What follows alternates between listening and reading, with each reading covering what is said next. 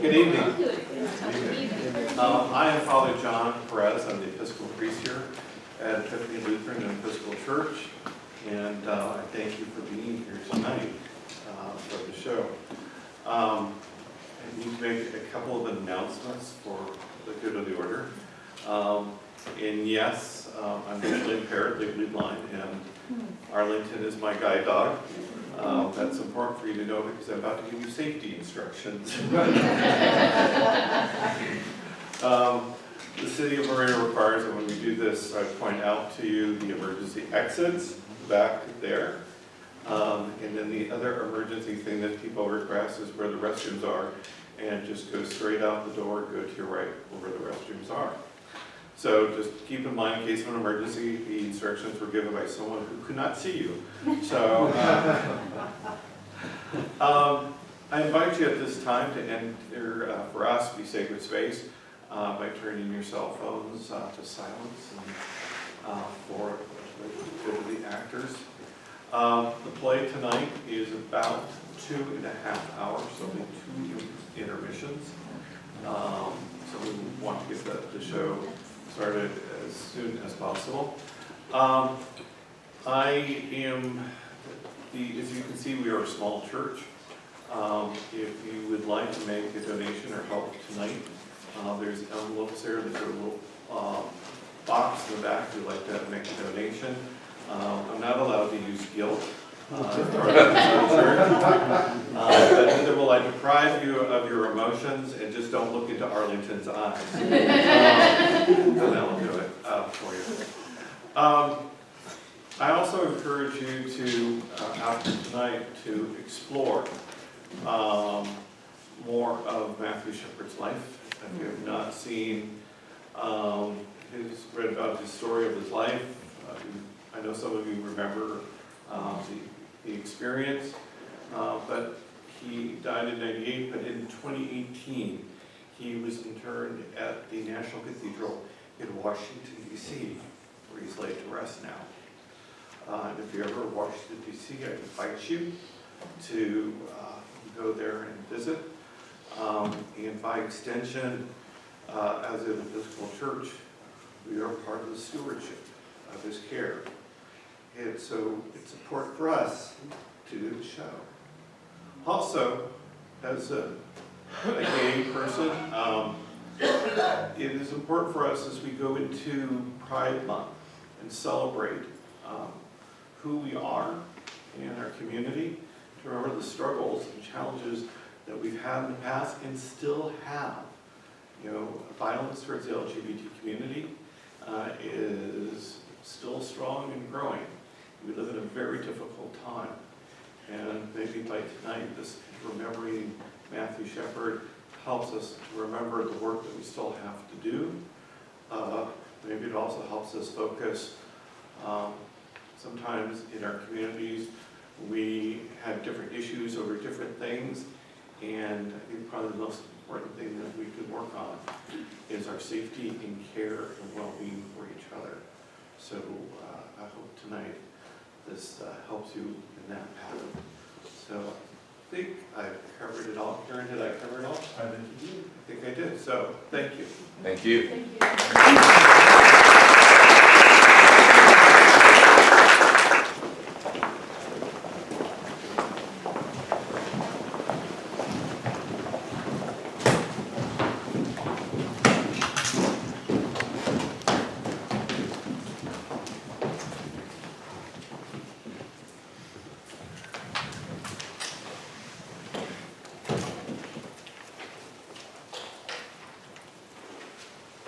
On November 14, 1998, the members of the Tectonic Theater Project from New York traveled to Laramie, Wyoming, and conducted interviews with the people of the town.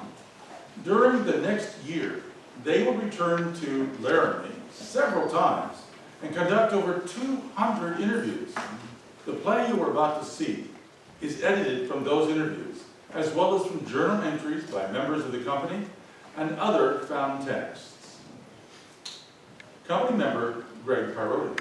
My first interview was with Detective Sergeant Hing of the Laramie Police Department. At the start of the interview, He was sitting at his desk, something like this.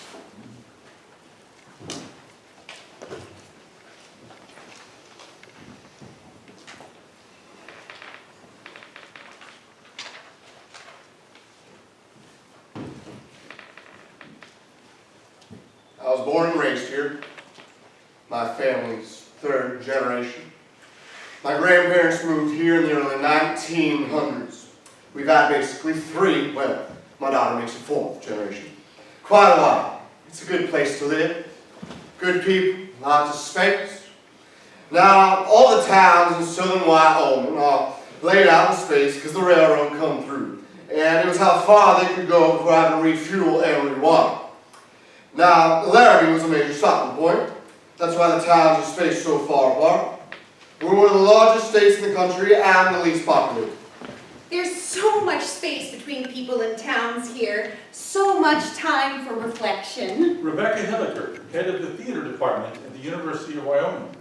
You have an opportunity to be happy in your life here. I found that people here were nicer than they were in the Midwest, where I used to teach, because they were happy. They were glad the sun was shining, and it shines a lot here. What you have is, you have your old-time traditional type ranchers. They've been here forever. Laramie's been the hub of where they come for their supplies and stuff like that. Stewardship is one thing all our ancestors taught us. I mean engine, a rancher. If you don't take care of the land, then you ruin it and you lose your living. So you first of all have to take care of your land and do everything you can to improve it.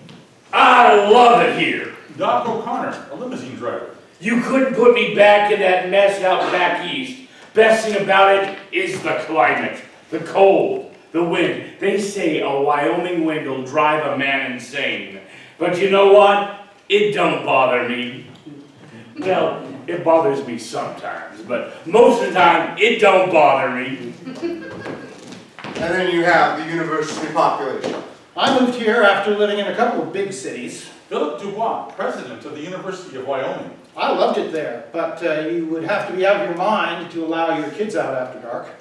Here, in the summertime, I let my kids play out at night until 11 o'clock and don't think twice about it. And then you have the people who live in Laramie Basin. I moved here from rural Texas. Zaki Salmon, Laramie resident. Now in Laramie, if you don't know a person, you will definitely know someone they know. So it can only be 1 degree removed at most. And for me, I love it. I mean, I love to go to the grocery store because I get to visit with 4, 5, or even 6 people every time I go. And I don't really mind people knowing my business because what's my business? I mean, my business is basically good. I love the trains too. They don't bother me. Well, some of the times they bother me, but most of the time they don't. Even though one goes by every 13 minutes out where I live. And Doc actually lives out in Boston, but everybody in Laramie knows him, and he's not really a doctor.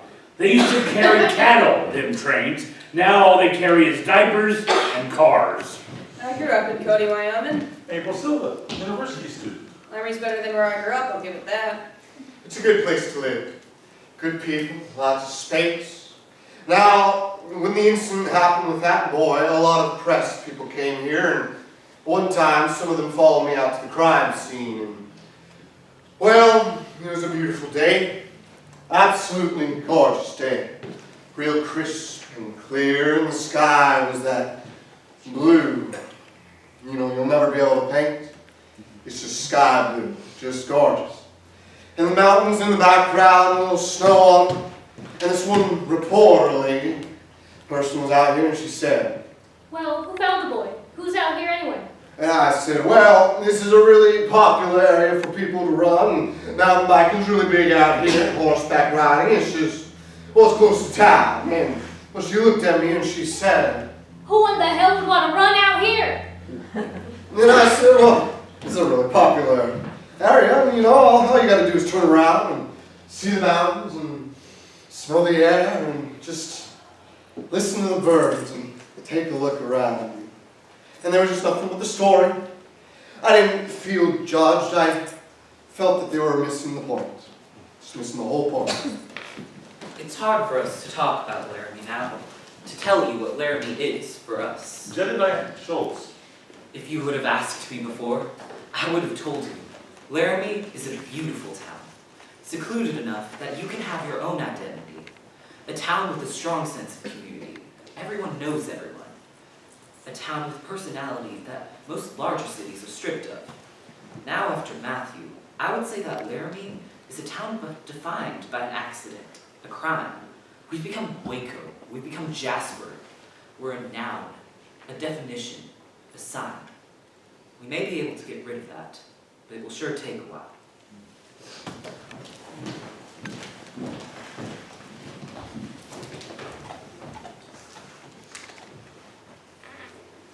Some journal entries from members of the company. Andy Paris. Moises called saying he had an idea for his next theater project, but there was a somberness to his voice. So I asked him what it was about, and he said he wanted to do a play about what's happening in Wyoming. Stephen Belber. Leigh told me the company was thinking of going out to Laramie to conduct interviews and that they were wanting me to come, but I'm hesitant. I have no real interest in prying into a town's unraveling. Amanda Gronich. I've never done anything like this in my life. How do you get people to talk to you? What do you ask? Moisés Kaufman. The company agreed we would go to Laramie for a week and interview people. I am a little afraid about taking 10 people on a trip of this nature. Must have some safety rules. Nobody works alone, everybody carries a cell phone. Have made some preliminary contacts with Rebecca Hilliker. She's the head of the theater department at the University of Wyoming. She's hosting a party for us, our first night in Laramie, and has promised to introduce us to some possible interviewees. I must tell you that when I first heard that you were thinking of coming here, when you first called me, I wanted to say, you just kicked me in the stomach. Why are you doing this to me?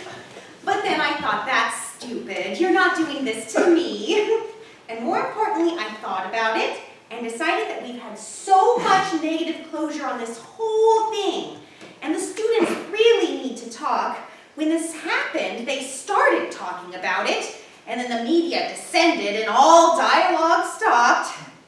You know, I really love my students because they are free thinkers, and you may not like what they have to say, because they have a lot to say, and some of it can be very redneck. But they are honest, and they're truthful.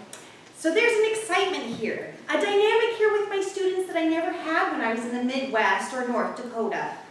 Because there was so much Puritanism that dictated how people looked at the world that a lot of times they didn't have an opinion, or you couldn't get them to express an opinion. And quite honestly, I'd rather have opinions that I don't like and have that dynamic in education. There's a student I think you should talk to. His name is Jedediah Schultz. I've lived in Wyoming my whole life. The family has been in Wyoming, well, for generations. Now, when it came time to go to college, my parents couldn't afford to send me to college. I wanted to study theater. And I knew that if I was going to go to college, I was going to have to get on a scholarship. And so they have this competition each year, this Wyoming State High School competition. And I knew that if I didn't take first place in duets, that I wasn't going to get a scholarship. So I went to the theater department of the university, looking for good scenes, and I asked one of the professors, I was like, I need a killer scene. And he was like, here you go, this is it. And it was from Angels in America. So I read it, and I knew that I could win best scene if I did a good enough job. And when the time came, I told my mom and dad so that they would come to the competition. Now, you have to understand, my parents go to everything, every ball game, every hockey game, everything I've ever done. And they brought me into their room and told me that if I did that scene, that they would not come to see me in the competition because they believed that it is wrong, that homosexuality is wrong. They felt that strongly about it that they didn't want to come see their son do probably the most important thing he'd done to that point in his life. And I didn't know what to do. I had never, ever gone against my parents' wishes. So I was kind of worried about it. But I decided to do it. And all I can remember about that competition is that when we were done, me and my scene partner, We came up to each other and we shook hands, and there was a standing ovation. Oh, man, it was amazing. And we took first place and we won. And that's how come I can afford to be here at university. Because of that scene. It was one of the best moments of my life. And my parents weren't there. And to this day, that's the one thing my parents didn't see me do. And thinking back on it, I think, why did I do it? Why did I oppose my parents? Because I'm not gay, so why did I do it? And I guess the only honest answer I can give is that, well, I wanted to win. It was such a good scene. It was like the best scene. Do you know Mr. Kushner? Maybe you can tell him.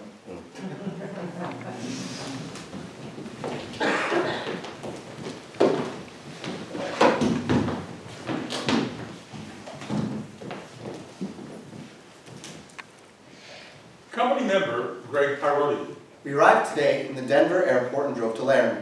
The moment we crossed the Wyoming border, I swear I saw herd of buffalo. Also, I thought it was strange. The Wyoming sign said, Wyoming, like no place on earth, instead of Wyoming like no place else on earth.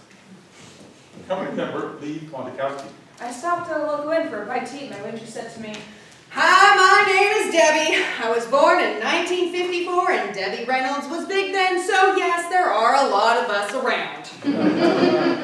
But I promise I won't slap you if you leave your elbows on the table." Today, the company tried to explain to me, to no avail, what chicken fried steak was. Now, are you from Wyoming, or are you just passing through? We're just passing through. Company member Barbara Pitts. We arrived in Laramie tonight, just past a welcome to Laramie sign. Population 26,687. The first thing to greet us was Walmart. In the dark, we could be on any main drag in America. Fast food chains, gas stations. But as we drove into the downtown area by the railroad tracks, the buildings still looked like a turn-of-the-century western town. Oh, and as we passed the university and on the sign where amenities such as heated pool or cable TV are usually touted, it said, "Hate is not a Laramie value." Greg Pierotti. I met today with two longtime Laramie residents, Allison Mears and Marge Murray, two social service workers who taught me a thing or two. Well, Laramie used to be like when Marge was growing up, well, it was mostly rural. Yeah, it was. I enjoyed it, you know. My kids all had horses. Well, there was more land. I mean, you could keep your pet cow, your horse, your little chickens, you know, just have your little bit of acreage. Yeah, and I could run around in my all-together, do the housework while the kids were in school, and nobody could see me. Well, if they got too close. Well, then that's their problem. Yeah. I just want to make sure I got the expression right and you're all together. Well, yeah, honey. Why wear clothes? Now, how's he going to use that in his play? So this was a big ranch in Oh, town? not just ranching. This was a big railroad town at one time before they moved everything to Cheyenne and Green River and Omaha. So now it's just, well, it's just a drive-through spot for the railroad because, what was it, in the 50s? Yeah, well, they had one big roundhouse and they had such a shop. They could build a complete engine. They did. My mom worked there. Mom worked in a roundhouse? Yeah, she washed engines. Her name was Minnie. We used to, you know, sing that song for her. You know that song? What song? Run for the roundhouse, Minnie. They won't corner you there. But I tell you, Wyoming is bad in terms of jobs. I mean, the university has the big hot whoop-de-doo jobs, but Wyoming, unless you're a professional, well, the bulk of the people are working minimum wage jobs. Yeah, I've been either in the service industry or a bartender most of my life. Now I know everybody in town. And she does. And I do. Now that I'll tell you, here in Laramie there is a difference, and there always has been. What it is a class distinction. It's about the well-educated and the ones that are not. And the educated don't understand why the ones that are not don't get educated. That's why I told you before, My kids had to fight because their mother was a bartender. Never mind, I was the best damn bartender in town. And she was. That's not bragging, that's fact. But here in Laramie, if it weren't for the university, well, we'd just be SOL. What's SOL? Well, do I have to say it? Well, it's shit out of luck! Lordy, you got that on your tape, boy! You are getting an education today! I guess I am. So, let me just ask you, what was your response when this happened to Matthew Shepard? Well, I've been close enough to the case to know many of the people. I have a daughter that's in the sheriff's department. As far as the gay issue, I don't give a damn one way or the other as long as they don't bother me. And even if they did, I'd just say no thank you. And that's the attitude of most of the Laramie population. They might poke one if they were in a bar situation, you know, had been drinking. They might actually smack one in the mouth, but then they just walk away. Most of them said they would just say, I don't swing that way, and whistle on about their business. Laramie is live and let live. I'd say that Marge probably knows a lot more, except even she's willing to say, and we have to respect her for that. Well, where are you going with this story? Oh, well, we still haven't decided, but when we're finished, we're going to try and bring it around to Larry. Okay, then there are parts I won't tell you.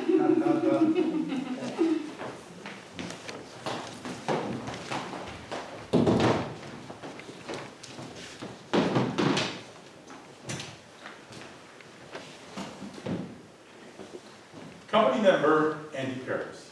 Today, for the first time, we met someone who actually knew Matthew Shepard. Trish Steger, an owner of a shop in town, referred to him as Matt. Matt used to come into my shop, that's how I knew him. It was the first time I heard him referred to as Matt instead of Matthew. Did he go by Matt to everyone? Well, on the 2nd of October, I get a phone call about 10 after 7. Doc O'Connor. It was Matthew Shepard, and he said, can you pick me up at the corner of 3rd and Grand? So anyway, I pull up to the corner to see who Matthew Shepard is. It's a little guy about 5'2", soaking wet, maybe 97 pounds tops. They say he weighed 102, but I wouldn't believe it. They say he was 5'5" in the newspaper, but he was 5'2", maybe 5'1". So he walks up to the window. I'm going to try and get in steps so you better understand the principle of this man. So he walks up to the window and I say, are you Matthew Shepard? And he says, yeah, I'm Matthew Shepard, but I don't want you to call me Matthew or Mr. Shepard. I don't want you to call me anything. My name is Matt, and I want you to know I am gay, and we are going to a gay bar. Do you have a problem with that?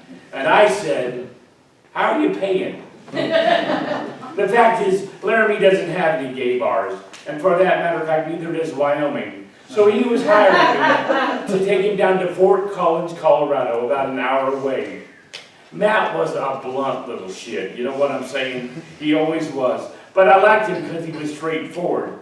You see what I'm saying? Maybe gay, but straightforward. You see what I'm saying? I don't know, you know. How does one person ever tell about another? You should really talk to my sister, Romaine. She was a very close friend of Matthew's. We never called him Matthew, actually. Most of the time we called him Choo-Choo, you know, because we call him Matthew and then Choo-Choo. And whenever I think of Matthew, I think of his incredible, beaming smile. I mean, he'd walk in and he'd just be like, you know, and he'd smile at everyone. He just made you feel great. And he would like stare people down in the coffee shop because he always wanted to sit on the end seat so that he could talk to me while I was working. And if someone was sitting in that seat, he would just sit there and stare at them until they left. And then he would claim his spot. But Matthew definitely had a political side to him. I mean, he really wanted to get into political affairs. That's all his big interest was watching CNN and MSNBC. I mean, that's the only TV station I ever saw his TV tuned into. He was just really smart in political affairs, but not so smart on, like, common sense things. So he moves to Laramie to go to school. Matthew was very shy when he first came in. John Peacock, Matthew Shepard's academic advisor. To the point of being somewhat mousy, I'd almost say. He was having some difficulties adjusting, but this was home for him, and he made that quite clear. And so his mousiness and his shyness gave way to a person who was excited about this track that he was going to embark on. He was just figuring out wanting to work on human rights, how he was going to do that. And when that happens, this person begins to bloom a little bit. He was starting to say, wow, there are opportunities here. There are things I can do in this world. I can be important. I did hear from Matthew about 48 hours before his attack, and he told me that he had joined the gay and lesbian group on campus, and he said he was enjoying it. You know, he was getting ready for Pride Week and whatnot. I mean, he was totally stoked about school. Yeah, he was really happy about being there. And in retrospect, and I can only say this in retrospect, of course, that's what I think he was headed, towards human rights, which only adds to the irony and tragedy of this.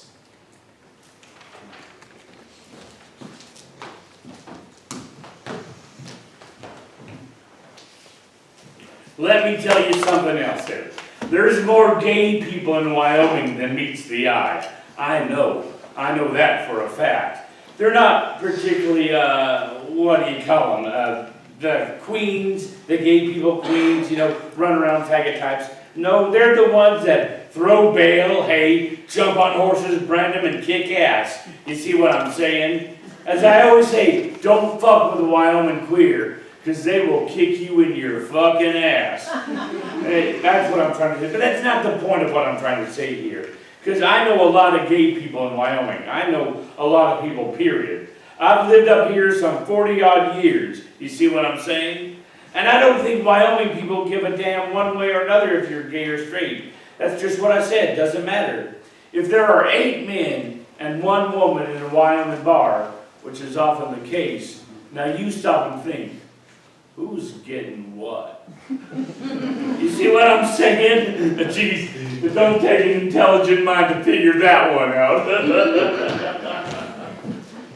My understanding, when I first came here, Catherine Connolly. is that I was the first out lesbian or gay faculty member on campus. And that was in 1992, so that wasn't that long ago. I was asked at my interview what my husband did, and so I came out then. Do you want to hear a funny story? When you first get here as a new faculty member, there's all these things you have to do. And so I was in my office, and I noticed that this woman called. I was expecting, you know, it was a health insurance phone call, something like that. So I called her back, and I could hear her. She's working on her keyboard, clicking away. I said, you know, this is Kathy Connolly returning your phone call. And she said, ah, it's you. And I thought, well, this is bizarre. And she said, I hear, you're gay. I hear you are. And I was like, uh-huh. And she said, I hear you came as a couple. I won too. Not a couple, just a person. And so she was a kind of lesbian who knew I was coming, and she wanted to come over and meet me immediately. And she later told me there were other lesbians that knew I was coming and wouldn't be seen with me, that I would irreparably taint them, that just to be seen with me could be a problem. When I came here, I knew it would be hard as a gay man. Jonas Slonaker. But I kept telling myself, people should live where they want to live. And so there would be times I'd go down to Denver, and people would ask me where I was from, and I'd say, Laramie, Wyoming. I met so many men down there from Wyoming, so many gay men who grew up here, and they're like, this is not a place where I can live. How can you live there? I had to get out. Ugh. But every once in a while, there would be this guy. Oh my gosh, I miss Laramie. I mean, I really love it there. That's why I want to live. And they get this starry-eyed look, and I'm like, if that's where you want to live, then do it. I mean, imagine if more gay people stayed in small towns. But that's easier said than done, of course.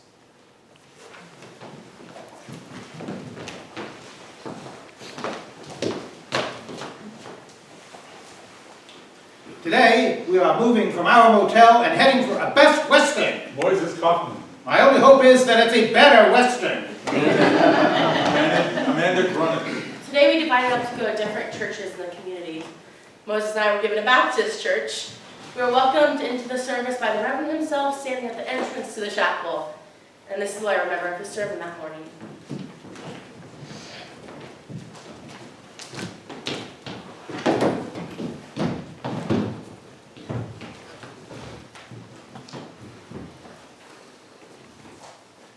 My dear brothers and sisters, today I'm here to bring you the word of the Lord.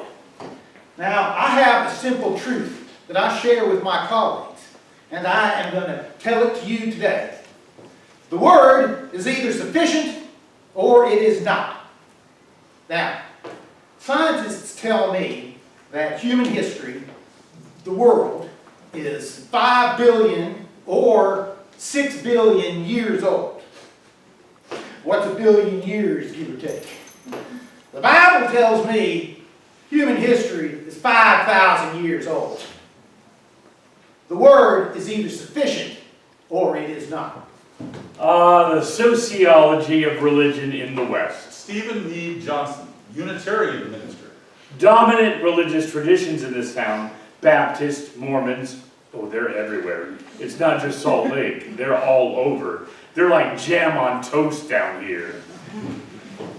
The Mormon church has a little different thing going on that annoys a lot of folk.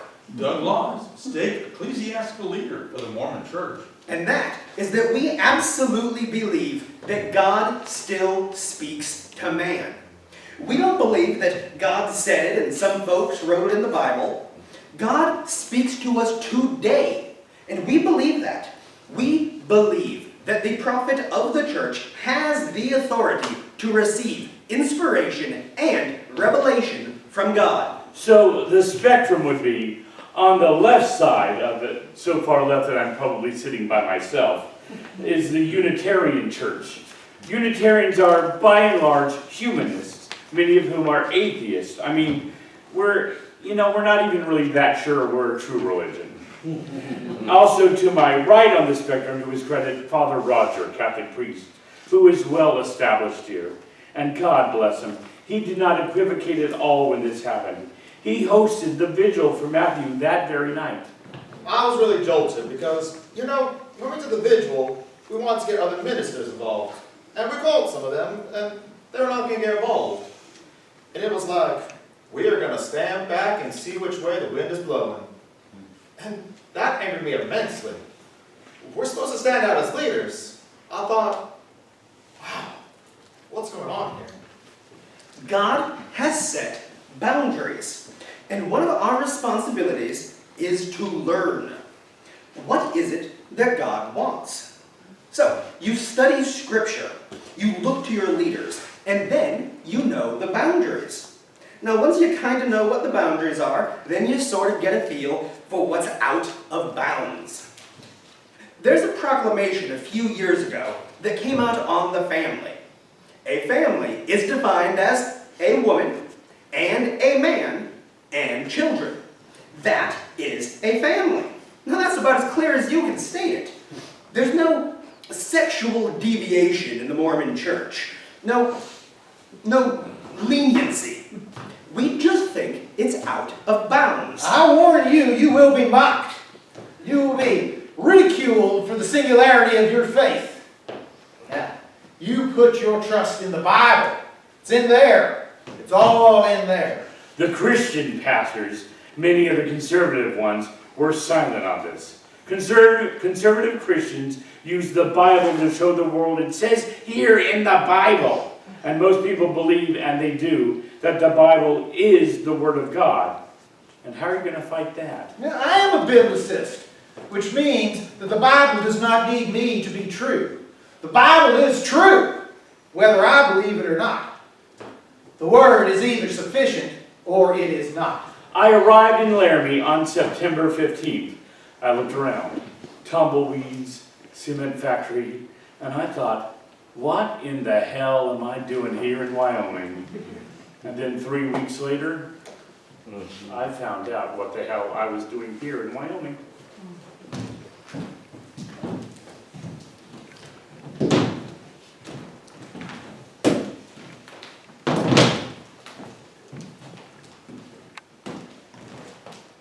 I had breakfast this morning with a university student named Zubaydah Ullah. She is an Islamic feminist who likes to do things her own way. I've lived in Laramie since I was 4. Yeah, my parents are from Bangladesh, but 2 years ago, because I'm Muslim, I decided to start wearing a scarf, and that's really changed my life here in Laramie. Yeah, like people say things to me like, why do you have to wear that thing on your head? And like when I go to the grocery store, I'm not looking to give people Islam 101, you know what I mean? And so I'll be like, well, it's part of my religion. And they'll be like, and this is the worst part, because they'll be like, well, I know it's part of your religion, but why? And it's like, how am I supposed to go into the whole doctrine of physical modesty and my own spiritual relationship with the Lord, standing there with my pop and chips, you know what I mean? Yeah. You know, it's so unreal to me that, yeah, that a group from New York would be writing a play about Laramie. And then I was picturing, like, you're going to be in a play about my town, and you're going to be on stage in New York, and you're going to be acting like you're us. That's so weird.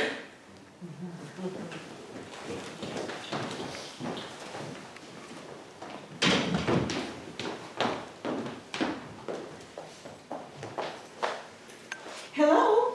Yes, hello, my name is Amanda Gronich, and I'm here in Laramie working with a theater company. I went to the Reverend, your husband's church on Sunday, and I was extremely interested in talking with the Reverend about his thoughts on current events. Well, I don't think he'll want to talk to you. He has very biblical views about homosexuality. He doesn't condone that kind of violence, but he doesn't condone that kind of lifestyle. You know what I mean? And he was just bombarded with press after this happened, and the media has been just terrible about this whole thing.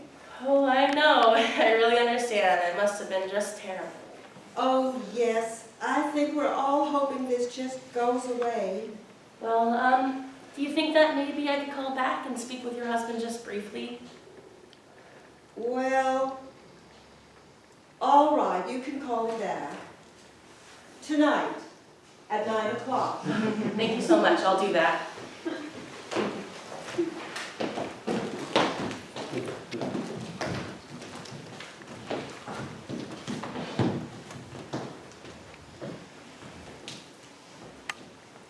Today, Barbara and I went to the Fireside Bar, which is the last place Matthew was seen in public.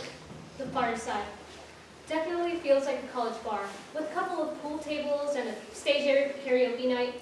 Still, the few regulars in the late afternoon were hardly the college crowd. First person we talked to was Matt Nicholson, the owner. Now, my great-grandfather moved here in 1862. Laramie's first opera house was opened by him. It was called Old Blue Front, and in 1870, Grandma Louise Swain became the first woman to vote in any free election in the world. And that is why they call Wyoming the equality state. So, what I want to do is reestablish my bar as the Old Blue Front Opera House and Good Time Emporium. You know, I want to have a restaurant, I want to have a gift shop, I want to have a pool hall, and all this shit. You know, every night's ladies' night.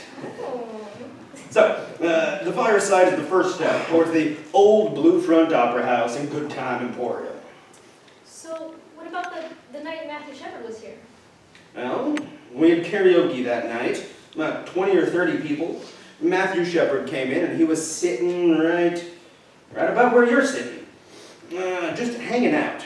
No, I mean, if you want to talk to someone, you should talk to Matt Galloway. He was the kid that was bartending that night. You've got to meet him. His character speaks for himself. Hey, is Galloway bartending tonight?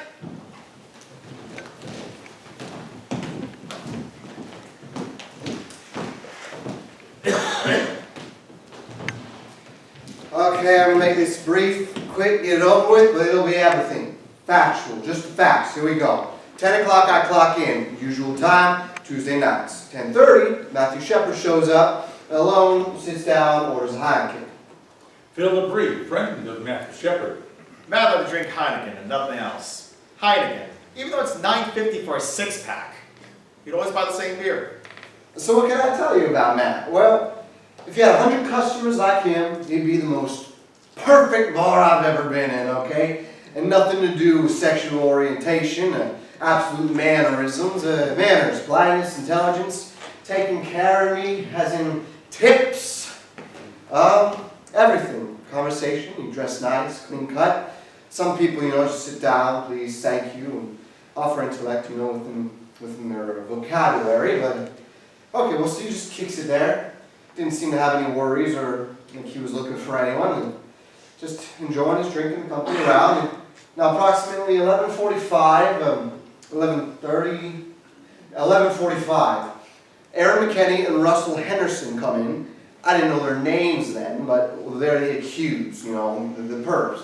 The accused, and they walked in very stone-faced, dirty, grungy, rude. Give me that type of thing. And they walked up to the bar and, as you know, paid for a pitcher with dimes and quarters, and which is something that, you don't forget. You don't forget $5.50 in dimes and quarters. That's a freaking nightmare. Now, Henderson and McKinney didn't seem intoxicated at all, but, well, they came in and they just ordered a beer and took the pitcher with them back into the pool room and kept to themselves. And the next thing I knew, probably half hour later, they were kind of walking around, no beer. And I remember thinking to myself, I'm not going to ask them if they want another one, because they just pay for a pitcher with dimes and quarters. I have a good feeling they don't have any more money, Romaine Patterson. Money meant nothing to Matthew because he came from a lot of it.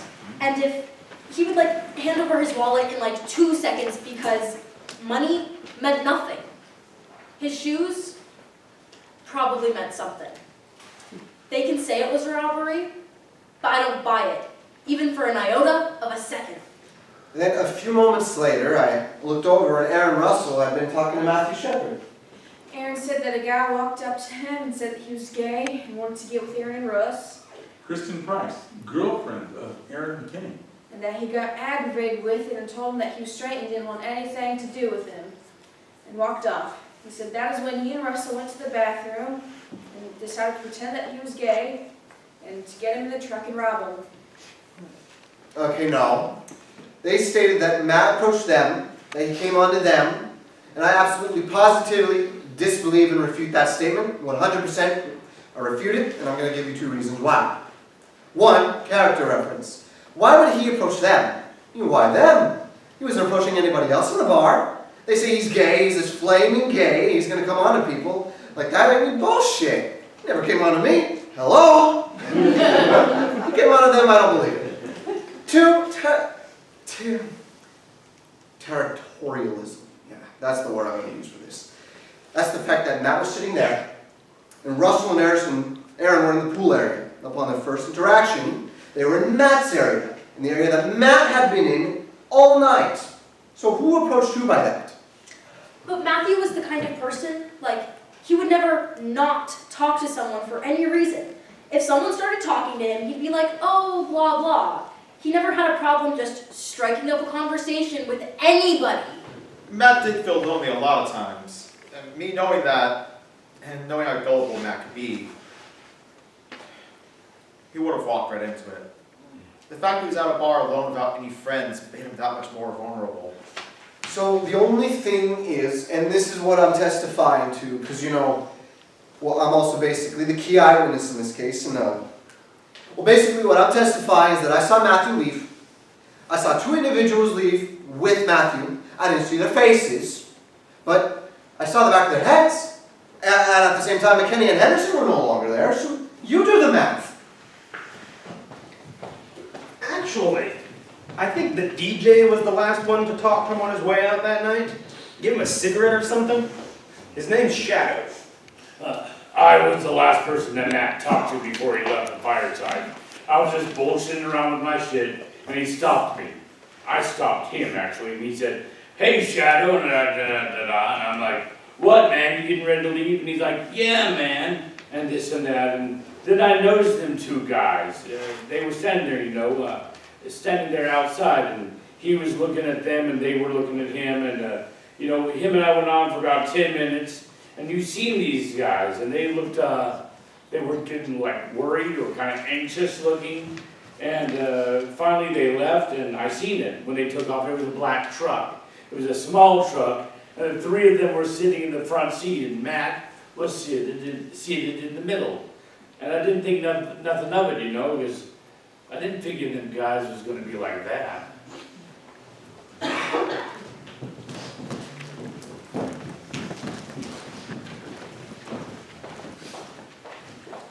A friend of Aaron McKinney.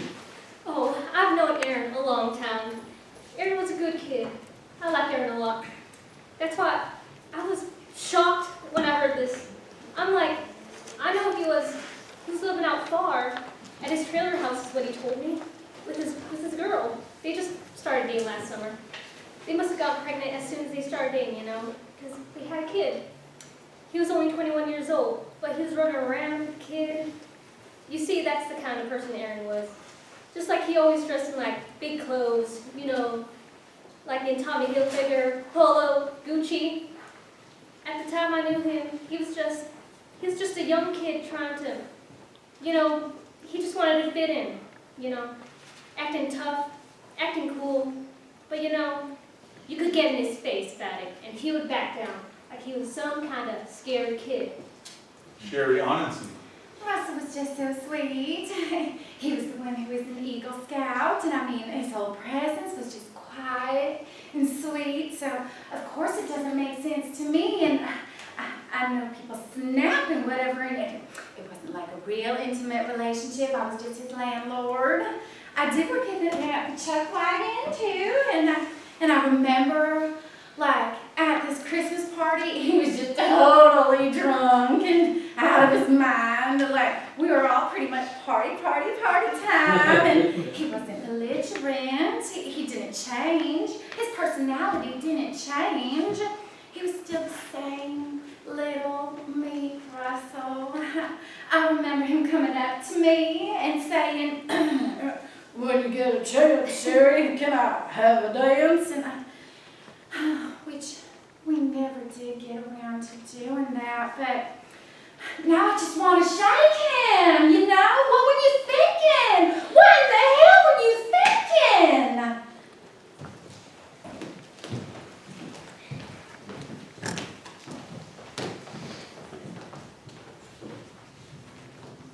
The fence. I've been out there 4 times. I've taken visitors. That place has become a pilgrimage site. It was so stark. Clearly, it's a very powerful personal experience to go out there. It's so stark and so empty, and you can't help but think of Matthew out there for 18 hours in the nearly freezing temperatures. Isolated, cold, and that view up there. And the phrase, God, my God, why have you forsaken me, comes to mind. Company member Greg Pierotti. Philip Reed, a friend of Matthew's, took us to the fence this morning. I broke down the minute I touched it. I feel such a strong kinship with this young man. On the way back, I made sure that no one could see me crying. Leigh Fondakowski. Greg was crying on the way back. I couldn't bring myself to tears, but I felt the same way. I have an interview this afternoon with Aaron Criffles. He's the boy who found Matthew out there at the fence. I don't think I'm up for it right now. I'll see if someone else can do it.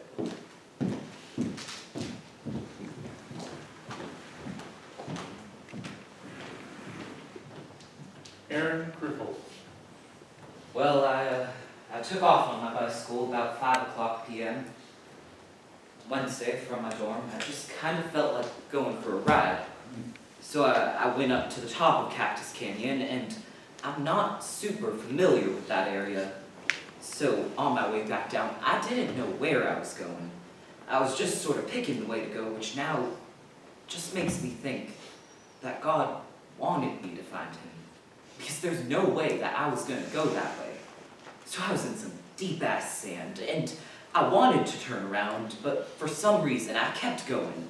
And I went along, and there was this rock on the ground, and I just drilled it. I went over the handlebars and ended up on the ground. So I got up, I was kind of dusting myself out, looking around, and that's when I saw something, which ended up to be Matt. And he was just lying there by a fence, and I just thought it was a scarecrow. I was like, Halloween's coming up, thought it was a Halloween gag, so I didn't think much of it. So I got my bike, walked around the fence that was there. It was a buck-type fence, and I got closer and I noticed his hair. And that was a major key for me in noticing it was a human being, was his hair. Because I just thought it was a dummy, seriously. I even noticed the chest going up and down. I still thought it was a dummy. I thought it was some kind of mechanism. But when I saw his hair, I knew it was a human being. So I just ran to the nearest house and called the police. I responded to the call. Officer Reggie Flutie. When I got there, at first, the only thing I could see was partially somebody's feet, and I got out of my vehicle and I raced over. I seen what appeared to be a young man, 13, 14 years old, because he was so tiny, laying on his back, and he was tied to the bottom end of a pole. Oh, I did the best I could. The gentleman was laying on the ground, Matthew Shepard. He was covered in dry blood all over his head. There was dry blood underneath him, and he was barely breathing. He was doing the best that he could. I was going to breathe for him, and I couldn't get his mouth open, and his mouth wouldn't open for me. He was covered in, like I said, partially dry blood and blood all over his head. The only place that he did not have any blood on him, on his face, was what appeared to be where he had been crying down his face. His head was distorted, It did not look normal. He looked as if he had a real harsh head wound. I was working the emergency room the night Matthew Shepard was brought in. I don't think any of us had seen a patient in this condition for a long time. Those of us that have worked in big city hospitals have seen this. But there are a lot of people here who have not worked in big city hospitals. And this is the kind of thing you don't expect to see here. Well, you expect it. You expect to see these types of injuries from a car going down a hill at 80 miles an hour. You expect to see these types of injuries from something like that. Terrible, horrendous things. But you don't expect to see it from somebody doing this to another person. The ambulance report said it was a beating, so we knew. There was nothing I could do. I mean, if there was anything I could have done to help him, I would have done it, but there was nothing. And I was yelling at the top of my lungs, trying to get something out of him, like, hey, wake up, hello! But he didn't move, he didn't flinch, he didn't anything. He was tied to the fence. His hands were thumbs out in what we call a cuffing position, the way we handcuff people. He was bound with real thin, white rope. It went around the bottom of the pole, about 4 inches up off the ground. His shoes were missing. He was tied extremely tight. I used my boot knife, tried to slip it between the rope and his wrist. I had to be extremely careful not to harm Matthew any further. Your first thought is, well, certainly you like to think that this is somebody from out of town that comes through and beats somebody. I mean, things like this happen. Shit happens, and it happens in Laramie. But, when you see someone that's been beaten repeatedly, well, certainly this offends us. I think that's a good word for it. It offends us. He was bound so tight. I finally got my knife through there and... Sorry. We rolled him over to his left side. When we did that, he quit breathing. Immediately, I put him on his back. And that was just enough of an adjustment, gave me room enough to cut him free there. I seen the EMS unit trying to get to the location. Once the ambulance got there, we put a neck collar on him, placed him on a backboard, and scooted him from underneath the fence. Then Rob drove the ambulance to Avison Hospital's emergency room. Now, the strange thing is, about 20 minutes before Matthew was brought in, Aaron McKinney is brought in by his girlfriend. I guess that he'd gotten into a fight somewhere later that night back in town. So I'm treating Aaron when the ambulance arrives with Matthew. Now, at this point, I don't know that there's any connection at all. So I tell Aaron to wait, and I go to treat Matthew. So there's Aaron sitting in a room in the ER, and there's Matthew in another room, 2 doors down. Well, as soon as we saw Matthew, it was very obvious that his care was beyond our capabilities. I phoned the neurosurgeon in Padre Valley, and he was on the road in 1 hour and 15 minutes, I think. They showed me a picture. I saw a picture of Matthew. You would have never recognized it. Then, 2 days later, I find out about the connection, and I was just struck. I mean, these were 2 kids. They were both my patients, and they were kids.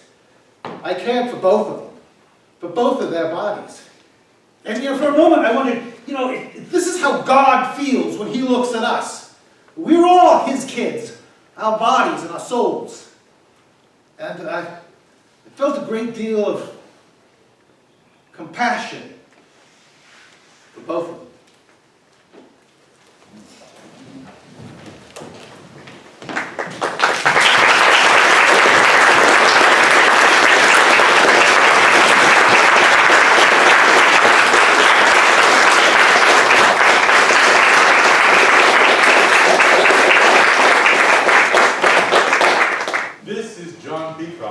Matthew's academic advisor. Well, the news report started trickling out on Thursday, but there were no names mentioned. The brutality of the crime was not mentioned. All that was mentioned was that there was a man, basically, a Laramie man, found beating out on the prairie.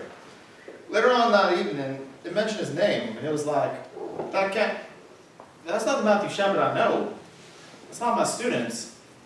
That's not the person I've been meeting with this entire time. I was in the coffee shop, Romaine Patterson. and someone pulled me aside and said, I don't know much, but they said that there's been a young man who's been beaten in Laramie, and they said his name is Matthew Shepard. And he said, well, do you think it could be our Matthew? And I went, yeah, it sounds like it could be our Matthew. And so I called up my sister Trish, and I said, tell me what you know. I'm just like, I need to know anything you know because I don't know anything. So I'm talking on the phone, my sister on the phone, and that's when this whole story came up on Channel 5 News and was just like, ba-boom! And the news reports kept rolling in. Young university student, his age, his description. It's like, oh my God. And I felt sick to my stomach, just instantly sick to my stomach, and I had to tell Romaine. Yes, it was Matthew. It was your friend. Well, I'll tell you what's overwhelming. Matt Galloway. Friday morning, I first find out about it, I go to class. Walk out, and boom, there it is, the branding iron. So immediately, I drive to the nearest newsstand and buy a Laramie boomerang, because I want more details. And so I buy that and go home, and before I can even open the paper, my boss calls me, he says, Did you hear about what happened? and I'm like, yeah. Was he in the bar Tuesday night? And I go, yes, he was. You have got to go down to the bar right now. We've got to talk about this. We have got to discuss what is going to go on. By this time, I was starting to get upset, but still, severity wasn't out yet. It was Thursday afternoon. Rulon Stacy at Poudre Valley Hospital. I got a call. We just got a kid in from Wyoming, and it looks like he's the victim of a hate crime. We have a couple of newspaper reporters down here asking questions, and so we agreed we needed one spokesman. As CEO, I'll do that, and we'll try and gather all the information that we can. And then I watched the 10 o'clock news that night where they discussed speaking about the nature and the seriousness of it. So I'm on the phone with Mickelson, and he's like, We need to go to the arraignment so we can identify these guys and make sure these guys were in the bar. so we go to the arraignment.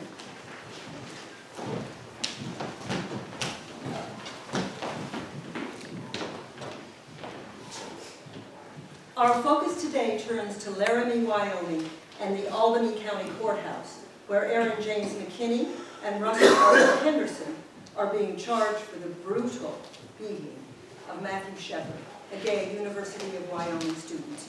The arraignment was on Friday, right around lunchtime, and I said, I'm just going. I took off, it's just down the street, so I walked a few blocks and I went. Has anybody told you about the arraignment? They were probably about 100 people from town and probably as many news media by that point. A lot more of the details had come out. The fact that the perpetrators were kids themselves, local kids, that everyone who's from around here has some relationship to. And what everyone was really, I think, waiting on pins and needles for what would happen when the perpetrators walked in. And what happened? There's 200 people in the room at this point. They walked in their complete orange jumpsuits and their shackles, and you could have heard a pin drop. It was incredibly solemn. I mean, lots of people were teary at that point, and then the judge came in and did a reading. There was a reading of the evidence that the prosecution has, and it's a statement of the facts, and the reading of those facts was... The essential facts of the case are these: that the defendants, Aaron James McKinney and Russell Arthur Henderson, met Matthew Shepard at the Fireside Bar. And after Mr. Shepard confided to them that he was gay, the two suspects deceived Mr. Shepard into leaving with them in their vehicle and driving to a remote location. On arrival at said location, the two suspects tied the victim to a buck fence, robbed him, tortured him, and beat him. The two suspects were later detained by members of the Laramie Police Department, who noticed in the cab of their car a credit card and a pair of black patent leather shoes belonging to the victim, Matthew Shepard.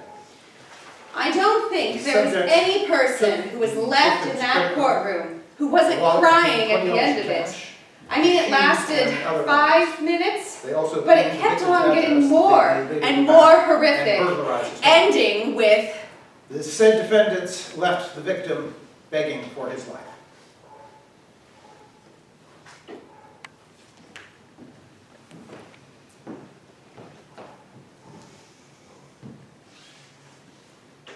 Sergeant King. How could this happen?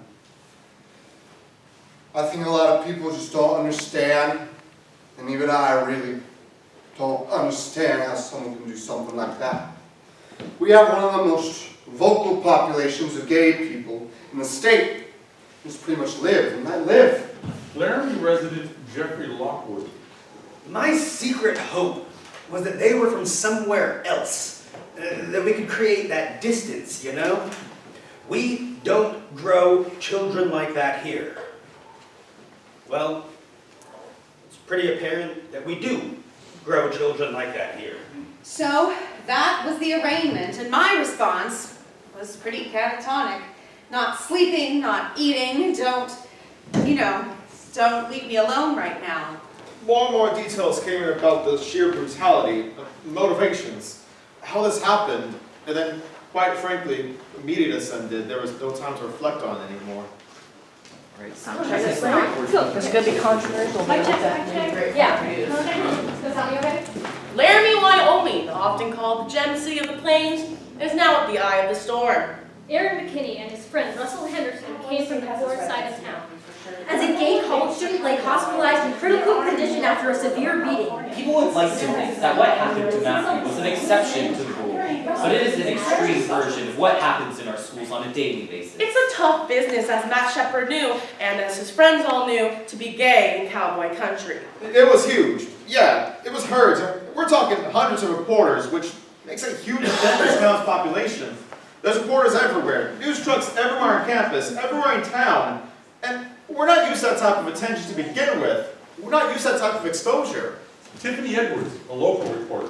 These people are predators. Like this one journalist actually caught one of the judges in the bathroom at the urinal and was like asking him questions. And the judge is like, "Excuse me, can I please have some privacy?" And the journalist was like offended that he asked for privacy. I mean, this is not how journalism started. It's like the Gutenberg press, you know? I'll tell you what, when hard copy came and taped me, I taped them right at the same time. I have every word I ever said on tape, and if they ever try anything funny, they better watch their fucking ass.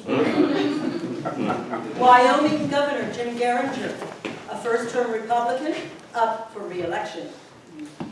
I am outraged and sickened by the heinous crime committed on Matthew Shepard.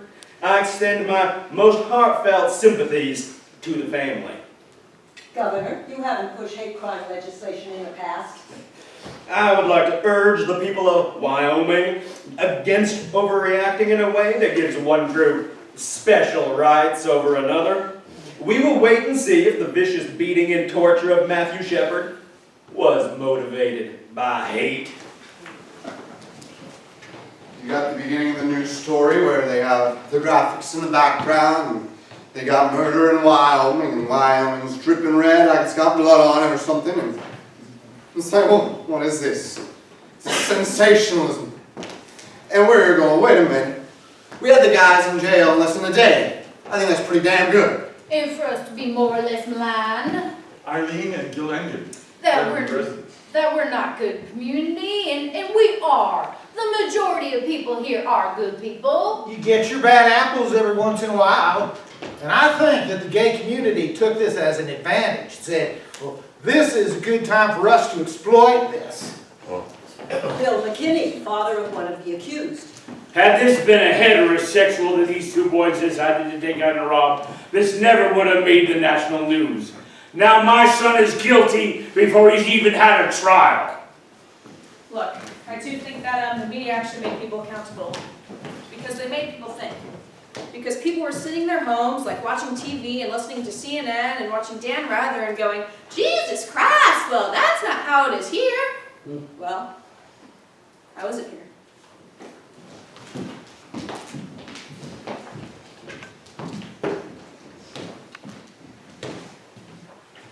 Matthew Shepard's medical update at 3 p.m. Saturday, October 10th.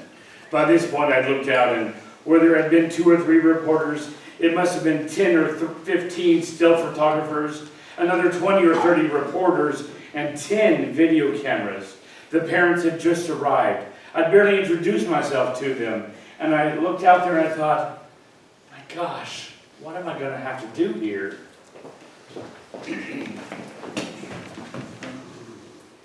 Matthew Shepard was admitted in critical condition approximately 9:15 p.m. October 7th. When he arrived, he was unresponsive and breathing was being provided. Matthew's major injuries included hypothermia and a fracture from behind his head to just in front of his right ear. This is caused bleeding in the brain as well as premature pressure in the brain. There's also been lacerations on his head, face, and neck. Matthew's temperature has fluctuated in the last 24 hours, ranging from 98 to 106 degrees. We have had difficulty controlling his temperature. Matthew's parents arrived at 7 p.m. October 9th and are now at his bedside. The following is a statement from them. First of all, we want to thank the American public for their kind thoughts on Matthew and their fond wishes for his speedy recovery. We appreciate your prayers and goodwill, and we know that they are something that Matthew would appreciate as well. We also have a special request for the members of the media. Matthew is very much in need of his family at this time, and we ask that you respect our privacy, as well as Matthew's, so we can concentrate all of our efforts, thoughts, and love on our son. Thank you very much.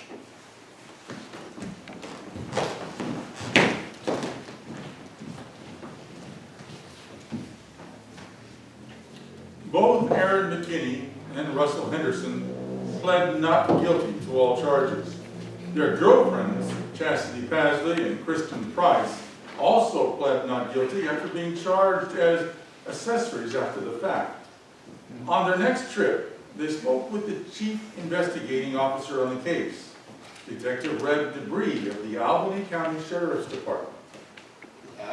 I guess the thing that bothered me the most was when I went down to Padre Valley where Matthew was. And the thing that bothered me the most was seeing him, touching him. As a homicide detective, you look at bodies. This poor boy is lying here, fighting all his life, just trying to make it. I wanted so by the book, you know? I keep seeing that picture in my head when I found him. Aaron Preppel. And it's not pleasant whatsoever. I don't want it to be there. I want to, get it out. That's the biggest part for me, is seeing that picture in my head. And it's kind of unbelievable to me, that I happen to be the one who found him. Because the big question with me, with my religion, is why did God want me to find him? I know how to take care of myself, and I was irrationally terrified. Catherine Connolly. So what that means is not letting my 12-year-old son walk the streets, seeing a truck do a U-turn and thinking it's coming after me, having to stop because I'm shaking so bad. And in fact, the pickup truck did not come after me, but my reaction was to have my heart in my mouth. Ultimately, no matter who dies here, I did have an opportunity. McAdams. If I had amazing hindsight of 2020 to have stopped what occurred, I kept thinking I should have noticed. These guys shouldn't have been talking to that guy. I shouldn't have had my head down when I was washing those dishes for those 20 seconds. The things I could have done, what the hell was I thinking? So, you do a lot of studying. You spend hours and hours and hours. You study and study and study. Talking to the officers, making sure they understand. Talking to your witness again, and always going back to... I get the splash of seeing Matt. I wanted so tight there was no way they were going to get out of it. One of the things that happened when I got to the fence, Reggie Flutie. it was just such an overwhelming amount of blood, and we tried to wear protective gloves, but we had a really cheap sheriff at the time and bought us shit gloves. You put them on and you put them on and they keep breaking. So finally, you just ran out of gloves, so I figured, well, don't hesitate, That's what your mind tells you all the time. Don't hesitate. So you just keep moving and you try to help Matthew and find an airway, and that's what you do, The thing I was telling you before is that Reggie is my daughter. Marge Murray. And when she first told me she wanted to be a police officer, well, I thought there was not a better choice for her. She could handle anything that came her way. Probably a day and a half later, the hospital called me and told me Matthew had HIV. And the doctor said, you've been exposed and you've had a bad exposure. Because you see, I've been building a lean-to for my llamas. And my hands had a bunch of open cuts on them, so I was kind of screwed. And you think, oh shoot, Would you like to talk about losing sleep? So the doctor, I said to him, what do I do? And they said, get up here. So I got up there and we started the ATZ drugs immediately. Now they told me that's a medication that if it's administered 36 hours after you've been exposed, it can maybe stop you getting the disease. That is a mean, nasty medicine. Me. I've lost 10 pounds and a lot of my hair. Yeah. And quite frankly, I wanted to lash out at somebody. Not at Matthew. Please understand that. Not one of us was mad at Matthew. But we maybe wanted to squeeze McKinney's head off. And I think about Henderson. And two absolutely human beings cause so much grief for so many people. It has been terrible for my whole family, but mostly for her and her kids. I think it brought home to my girls what their mom does for a living. Well, Reggie, you know what I'm going to tell you now. And my parents told me, You know, they both told me the same damn thing. You're quitting this damn job. And it's just a parent thing, you know, they're terribly proud of you because you do a good job, whether it's handling a drunk or handling a case like this, but you know, they don't want you getting hurt. Like I said, there's a right way and a wrong way, and then there's Reggie's way. So finally, I said, oh, for God's sakes, lighten up, Francis. You are so stubborn. Oh, they say I'm stubborn. And I don't believe them, but I just think, you know, okay, I've heard your opinion and now here's mine. I'm 39 years old, you know, what are they gonna do, spank me? Don't give me any ideas, Reggie. It looked pretty funny. You know, what can they say? I just hope she doesn't go before me. I couldn't handle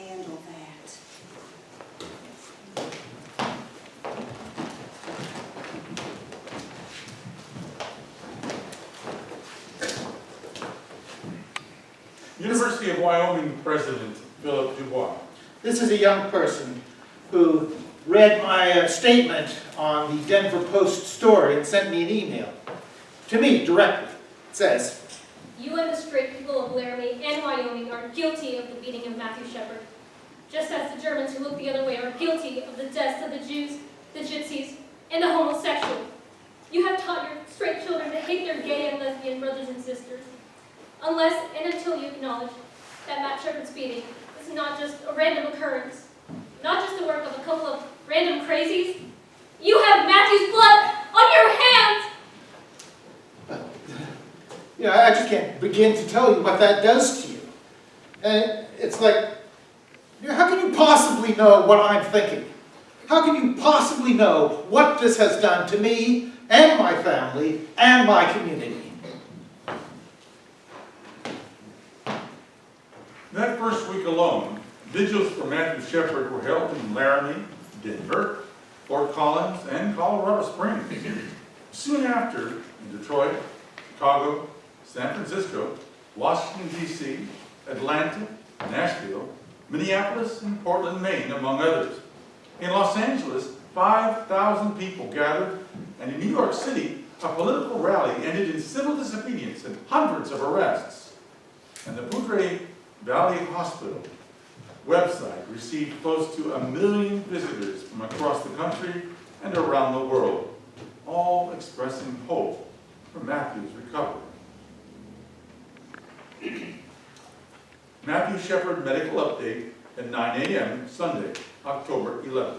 As of 9 a.m. today, Matthew Shepard remains in critical condition. The family continues to emphasize that the media respect their privacy. The family also wants to thank the American public for their kind thoughts and concern for Matthew.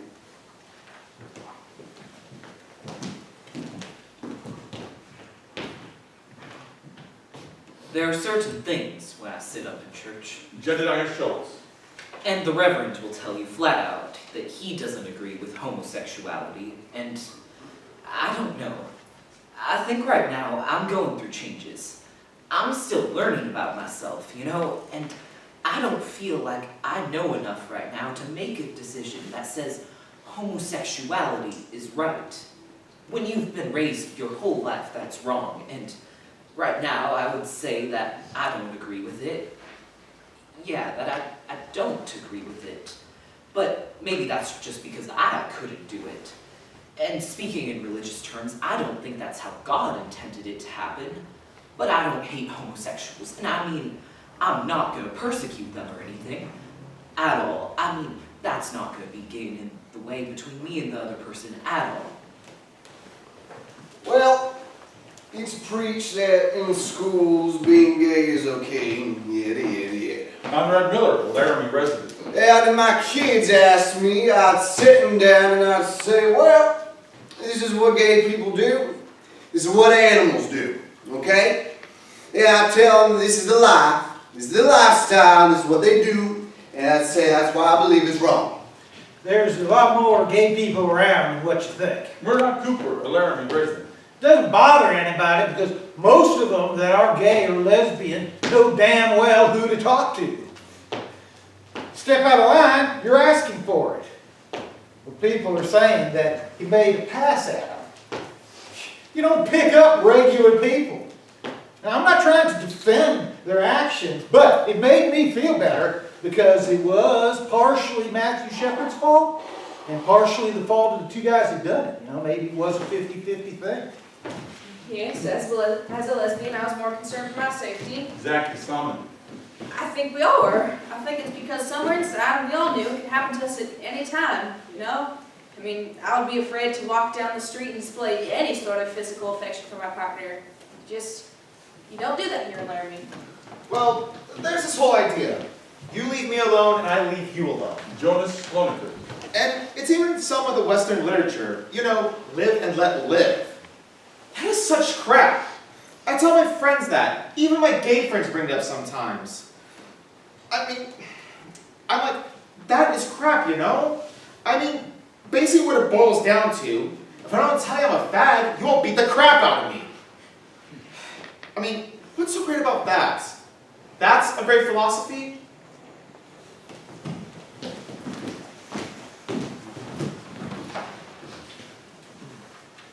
We went to the candle vigil, Subaida Ula. and it was so good to be with people who felt like shit. I kept feeling like I don't deserve to feel this bad, you know?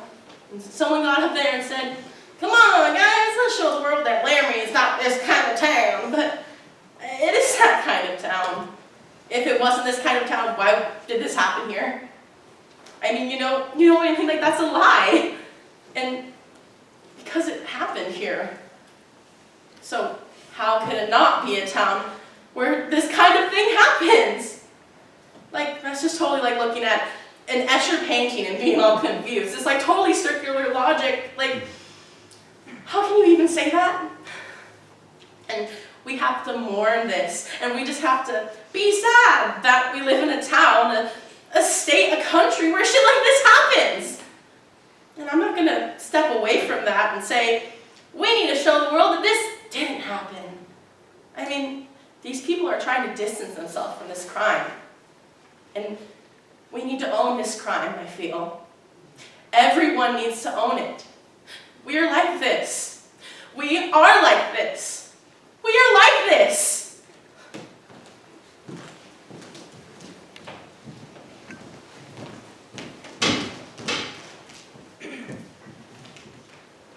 Stephen Belber. I was at the fireside bar one afternoon, and I ran into two friends of Aaron McKinney, Shannon and Jen. You knew Aaron well, right? Yeah, we both did. When I first found out, I thought it was really, really awful. I don't know whether Aaron was fucked up or whether he was coming down or what, but Matthew had money. Shit, he had better clothes than I did. Matthew was a little rich bitch. Oh, you shouldn't call him a rich bitch, though. That's not right. Well, I'm not saying he's a bad guy either, because he was just in the wrong place at the wrong time, said the wrong things, and I don't know. I won't lie to you. There were times I was all messed up on meth, and I thought about going out and robbing. I mean, I never did, but yeah, it was there. It's easy money. Aaron's done that thing before. They both done it. I know one night they went to Cheyenne to go do it. They came back with probably $300. I don't know if they ever chose like gay people as their particular targets before, but anyone that looked like they had a lot of money and that was, they could outnumber or overpower was fair game. Do you think there was any homophobia at all involved in this that contributed to some of it? Probably. It probably would have pissed him off that Matthew was gay, because he didn't like the gay people that I've seen him interact with. He was fine as long as, they didn't hit on him, as long as they didn't come up. As long as they weren't doing it in front of them. Do you get the impression he knew other gay people? I'm sure that he knew people that are gay. I mean, he worked at a KFC and there were a couple people up there. Yeah. and I'm not saying it's bad or anything, because, I don't know. How people I know in Laramie are gay? What would you guys say to Aaron if you saw him right now? First of all, I'd ask him if he'd do any more tweak. If I saw Aaron now, I'd be like, man, why'd you fuck up like that? But I want to make sure he's doing good in there. But I'm sure he is, though. I probably just want to laugh and hang out with him. Smoke a bowl of him? I bet you want us so bad! You guys both went to Laramie High. Yeah, can't you tell? We're a product of our society.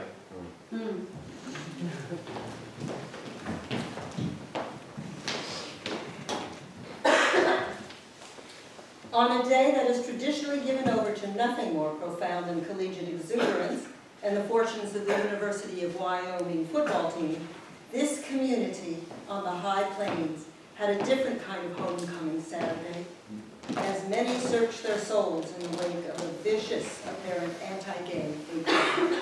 University President Philip Wangh. Well, this was homecoming weekend, and there were a lot of people in town, and a homecoming parade had been scheduled. Then students organized to tag on to the back of it, behind a banner supporting that. And everyone was wearing armbands that the students had created. I live in the center of town, Harry Woods, a Laramie resident. and my apartment goes on two opposite streets. One goes north and one comes south. And that is exactly the route of the homecoming day parade. Now, on the day of the parade, I had a cast on my leg because of a fall. So I was very disappointed because I wanted to walk with the people that were marching for Matthew, but I couldn't. So I just watched from my window. And it was just, look, I'm 52 years old and I'm gay. And I've lived here my whole life. And I was very moved when I saw the tag at the end of the homecoming day parade. About 100 people walking behind a banner for Matthew Shepard. So the parade went down the end of the block to make a U-turn, and I went over to the other side of my apartment to wait for it to come down the other side of the street. I was right up in front where they were holding the banner for Matthew. And let me tell you, I've never had goosebumps so long in my life. It was incredible, a mass of people, families, mothers holding their 6-year-old kids, tying these armbands around these 6-year-old kids and trying to explain to them why they should wear an armband. I mean, it was absolutely one of the most beautiful things I've ever done in my life. Well, after about 10 minutes went by, and sure enough, the parade started coming down this side of the street. And when I noticed the most incredible thing. As the parade came down, the number of people walking for Matthew Shepard had grown 5 times. There were at least 500 people marching for Matthew. 500 people. Can you imagine that? And the tag at the end of the parade was larger than the rest of the parade combined. And you know what? I started to cry. I did. Tears started running down my face. And I thought, thank God I got to see this in my lifetime. And my second thought was, thank you, Matthew.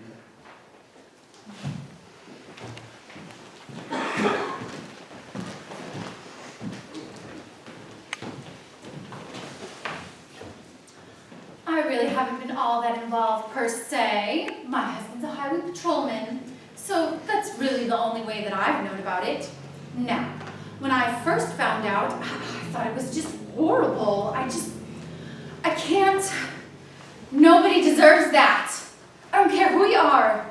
But the other thing that was not brought out, at the same time that happened, that patrolman was killed.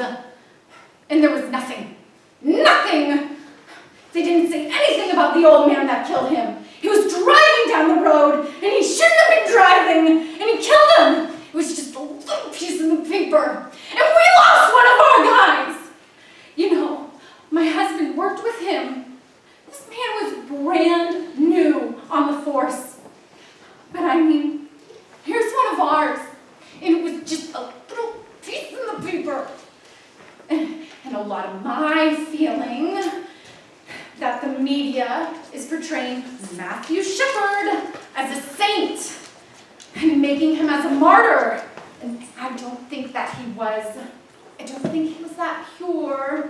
Now, I didn't know him, but there's just so many things about him that I found out, and it's just scary.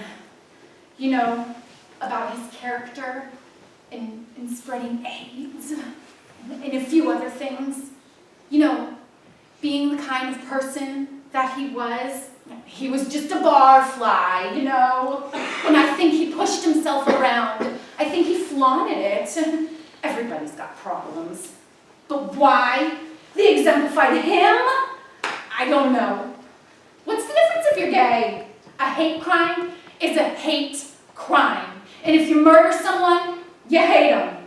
It has nothing to do with if you're gay or a prostitute or whatever. I don't understand. I don't understand.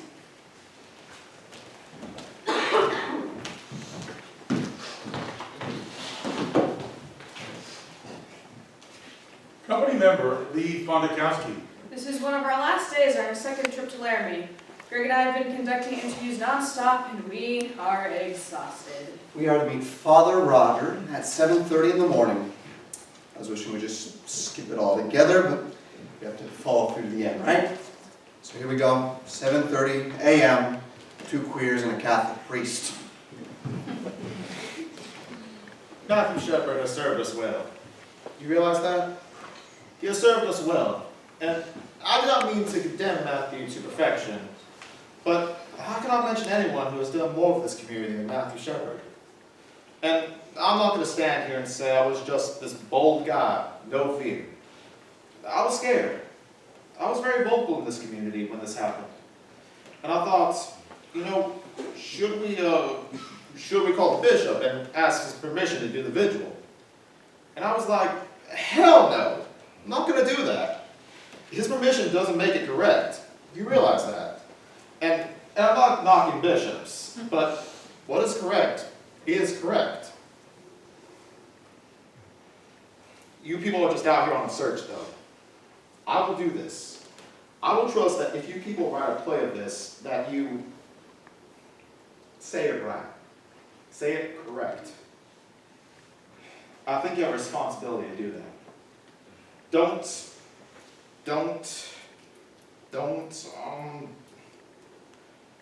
Don't make matters worse. You think violence is what they did to Matthew? They did do violence to Matthew. But, you know, every time that you're called a fag, or you're called a les or whatever. Or a dyke. Dyke. Yeah, dyke. Do you realize that is violence? That is the seed of violence. And I resent it immensely if you use anything I said, to somehow cultivate that kind of violence, even in its smallest form. I resent it immensely. You need to know that. Thank you, Father, for saying that. Just deal with what is true. You know what is true. You need to do your best to say it correct.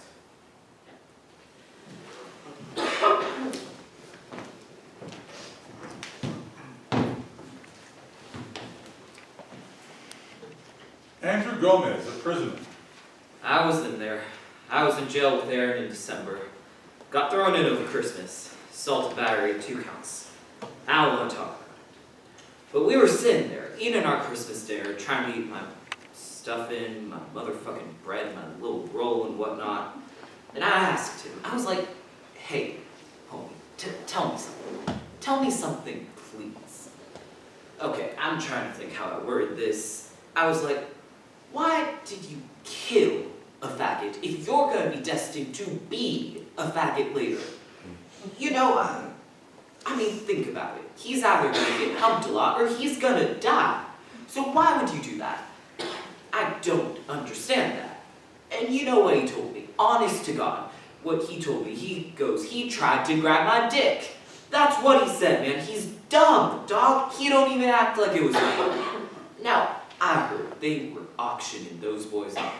Up there in the Max Ward, where the killers go, I heard that when they found out Aaron was coming to prison, they was auctioning those boys off.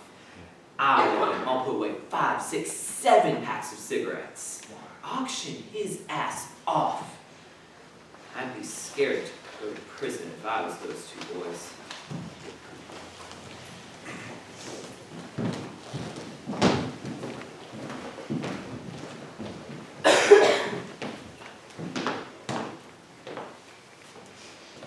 Hello? Reverend, Yes, hello? I believe your wife told you a little bit about why I'm contacting you. Yes, she did. And let me tell you, I'm not sure that I really want to talk to anyone about any of this incident. I am somewhat involved, and I just don't think that... Yes, I completely understand, and I don't blame you. You know, I went to your service on Sunday, You were at the services on Sunday? Yes, I did. On Sunday? Yes, this past Sunday. Did I meet you? Yes, you welcomed me at the beginning, I believe. I see. Well, let me tell you, those two people, I'm not afraid to be controversial, to speak my mind, and that is not necessarily the views of my congregation per se. Now, as I said, those two people, the accused, I'm somewhat involved in, and the girlfriend of one of the accused is a member of my congregation, and one of them has visited. Now, those two people have forfeited their lives. Now, we have been after the two I mentioned for ages, trying to get them to better their lives, to better themselves. Now, one of those boys is on suicide watch, and I am working with him. Until they put him in the chair and turn on the juice, I will continue to work for his salvation. Now, I believe those boys deserve the death penalty. I will try and deal with them spiritually. Right, I understand. Now, as for the victim, now I know that that lifestyle is legal, but I will tell you one thing. I hope that as Matthew Shepard was tied to that fence, that he had time to reflect on a moment when someone had spoken the word of the Lord to him. And that before he slipped into a coma, he had a chance to reflect on his lifestyle. Thank you, Reverend. I appreciate you speaking with me.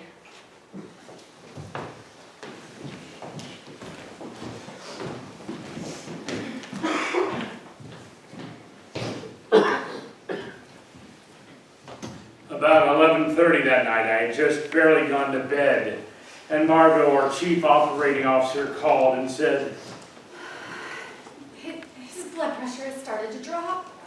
well, let's just wait and see. And then about 10 after, she called back. He just died.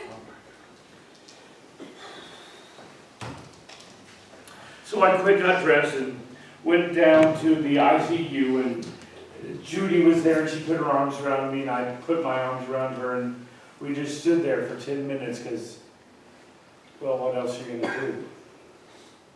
And then I had to sit down and talk with them about things that you just don't want to have to talk. Dennis is now public knowledge, and I'm going to go out there now and tell the whole world that this has happened. Because at this point it was clear that it was the world. It was the whole world. So Judy told me what she wanted me to say, and I went down at 4:00 a.m.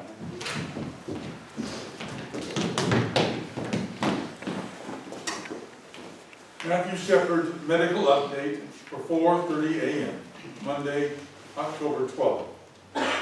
At 12 midnight on Monday, October 12th, Matthew Shepard's blood pressure began to drop. We immediately notified his family, who were already at the hospital. At 12:53 a.m., Matthew Shepard died. His family was at his bedside. The family did release the following statement. The family once again asked me to express their sincerest gratitude to the entire world for their overwhelming gratitude and compassion for their son. The family was grateful that they did not have to make a decision regarding whether or not to continue life support for their son. Like a good son, he was carrying to the end and removed guilt or stress from the family. He came into this world premature and left the world premature. Matthew's mother said, "Go home.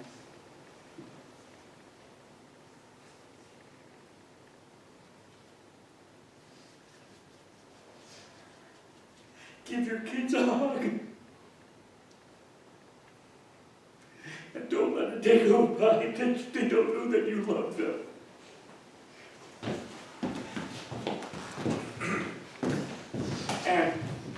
And I don't know why that happened. I lost it on national television. But you know, I'd been up for like 72 hours and gone home and gone to sleep for like a half hour and then had to get up and come in. And maybe I was just, I don't know, maybe I was just brain deadness. But there, right there, while reading that statement, I thought about my own 4 daughters. To go home and hug your kids. and she doesn't have a kid anymore.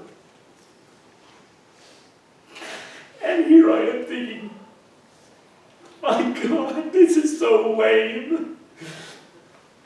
And then we started getting to get people sending us emails and letters, and most of them were generally very kind. But I did get this one. This guy wrote and said, "Do you cry like a baby on TV for all your patients, or just the faggots?"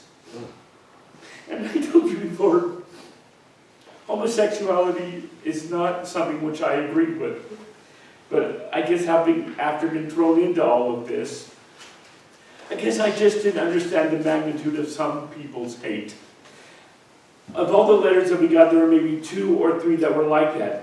Most of them were, "Thank you for your caring and compassion." And Matthew had caring and compassion from the moment he got here.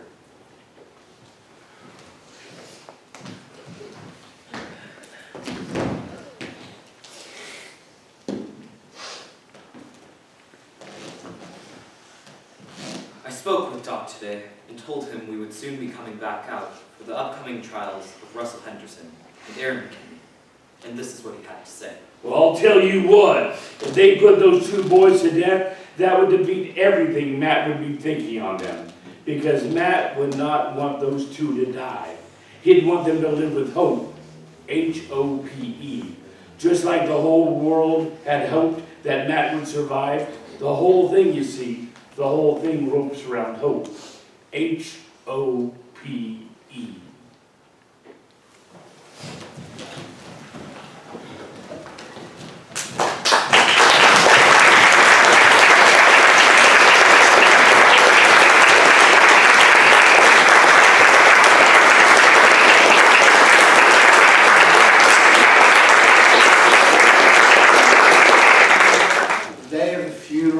Snowing so bad, big, huge, wet snowflakes. And when I got there were, well, thousands of people and just black umbrellas everywhere. And there were 2 churches. One for the immediate family, and they invited guests, people of that nature, and still hundreds of people that couldn't fit. So, well, there was a big park by the church, and that's where these people were. And the park was full. The liturgy today is an Easter liturgy. It finds its meaning in the resurrection. The service invites your full participation. The Lord with you. And also with you. Let us pray. And I guess it was like the worst storm they'd ever had. Tiffany Evers. Like that anybody could ever tell. The trees fell down and the power went out for a couple of days because of it.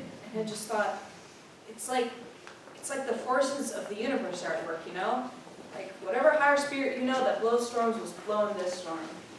For our brother Matthew, let us pray to our Lord Jesus Christ, who said, "I am the resurrection and the life." We pray to the Lord. Hear us, Lord.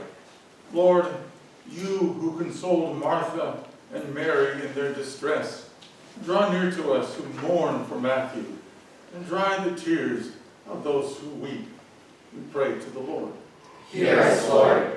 You wept at the grave of Lazarus, your friend. Comfort us in our sorrow. We pray to the Lord. Hear us, Lord. You raised the dead to life. Give to our brother eternal life. We pray to the Lord. Hear us, Lord. You raised the dead. You promised paradise to the thief who repented. Bring our brother the joys of heaven. We pray to the Lord. Hear us, Lord. He was nourished with your body and blood. Grant him a place at the table in your heavenly kingdom. We pray to the Lord. Hear us, Lord. Comfort us in our sorrows at the death of our brother. Let our faith be our consolation, and eternal life our hope. Pray to the Lord. My most striking memory from the funeral Terry Drake, Casper Star Tribune. is seeing the Reverend Fred Phelps from Kansas. That scene go up at the park. Do you believe in the Bible? Do you believe that you're supposed to separate the precious from the vile? You don't believe that part of the Bible? You stand over there ignorant of the fact that the Bible, 2 times for every time it talks about God's love, it talks about God's hate. A bunch of high school kids who got out early came over and started yelling at the protesters. The Fred Phelps people, and across the street you had people lining up for the funeral. Well, I remember this guy, the skinhead, coming over, and he was dressed in leather and spikes everywhere. He came from across the street where the protesters were, and he came into the crowd, and I just thought, oh, this is going to be a really ugly confrontation. But instead, he started listening at Amazing Grace. We wouldn't be here if this was just another murder the state was going to deal with. The state deals with hundreds of murders every single day. But this murder is different because the fags are bringing us out here. They're trying to make Matthew Shepard into a poster boy for the gay lifestyle. And we're going to answer it. It's just that simple. 6 months later, the company returned to Laramie for the trial of Russell Henderson, the first of the two perpetrators. It was to be a capital murder trial. When we got to the Albany County Courthouse, Fred Phelps was already there. You don't like that attribute of God. But so was Romaine Patterson. That perfect attribute of God. Well, we love that attribute of God and we're going to preach it. Because God's hatred is pure. It's a determination that He's going to send some people to hell. That's God's hatred. We're standing here with God's message, and God's message is homosexuality, is being a fag, okay? Why do you think it's not for you to judge? If God doesn't hate fags, why does He put them in hell? You see the barrenness and sterility of your silly argument against some solid gospel truth? Barren and sterile, just like your lifestyles. Barren and sterile. After seeing Fred Phelps protesting at Matthew's funeral and finding out that he was coming to Laramie for the trial of Russell Henderson, I decided that someone needed to stand toe-to-toe with this guy and show the differences. And I think at times like this, when we are talking about hatred as much as the nation is right now, that someone needs to show that there is a better way of dealing with that hatred. So our idea is to dress up like angels, and so we've designed an angel outfit for our wings are huge. They're like big ass wings, and there'll be 10 to 20 of us that are angels. And what we're going to do is completely encircle Phelps with our big wings. We're going to block him completely. So this big ass band of angels comes in, and we don't say a fucking word. We just turn our backs to him, and we stand there, and we are a group of people bringing forth a message of love and compassion and peace, and we're calling it Angel Action. Yeah, this 21-year-old little lesbian is ready to walk the line with him. When those old preachers lay their hands on me, it's called an ordination, and they deliver a charge. Mine was from Isaiah 58:1. Cry aloud, spare not, lift up thy voice in like a trumpet, and show thy people thy transgressions. And I knew that my angels were going to be taking the brunt of everything he had to yell and say. And I mean, we were going to be blocking his view, and he was going to be like, pissed off to all hell. So I went out and bought all my angels' earplugs.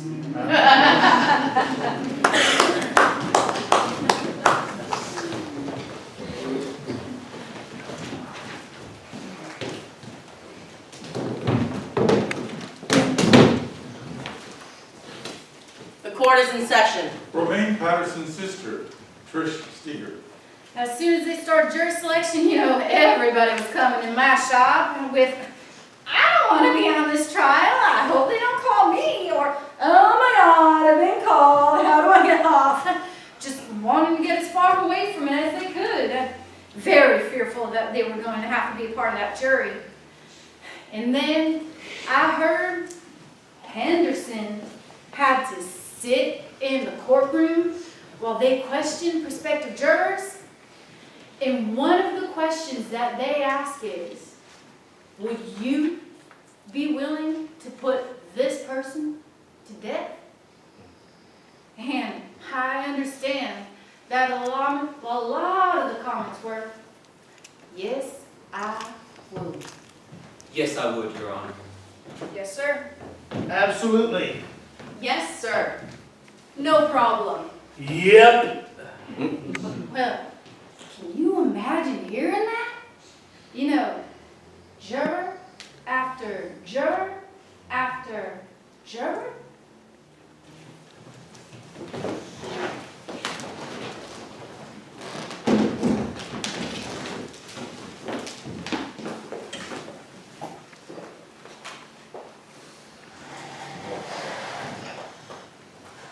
You entered a not guilty plea earlier, Mr. Henderson, but I understand you wish to change your plea today, is that correct? Yes, sir.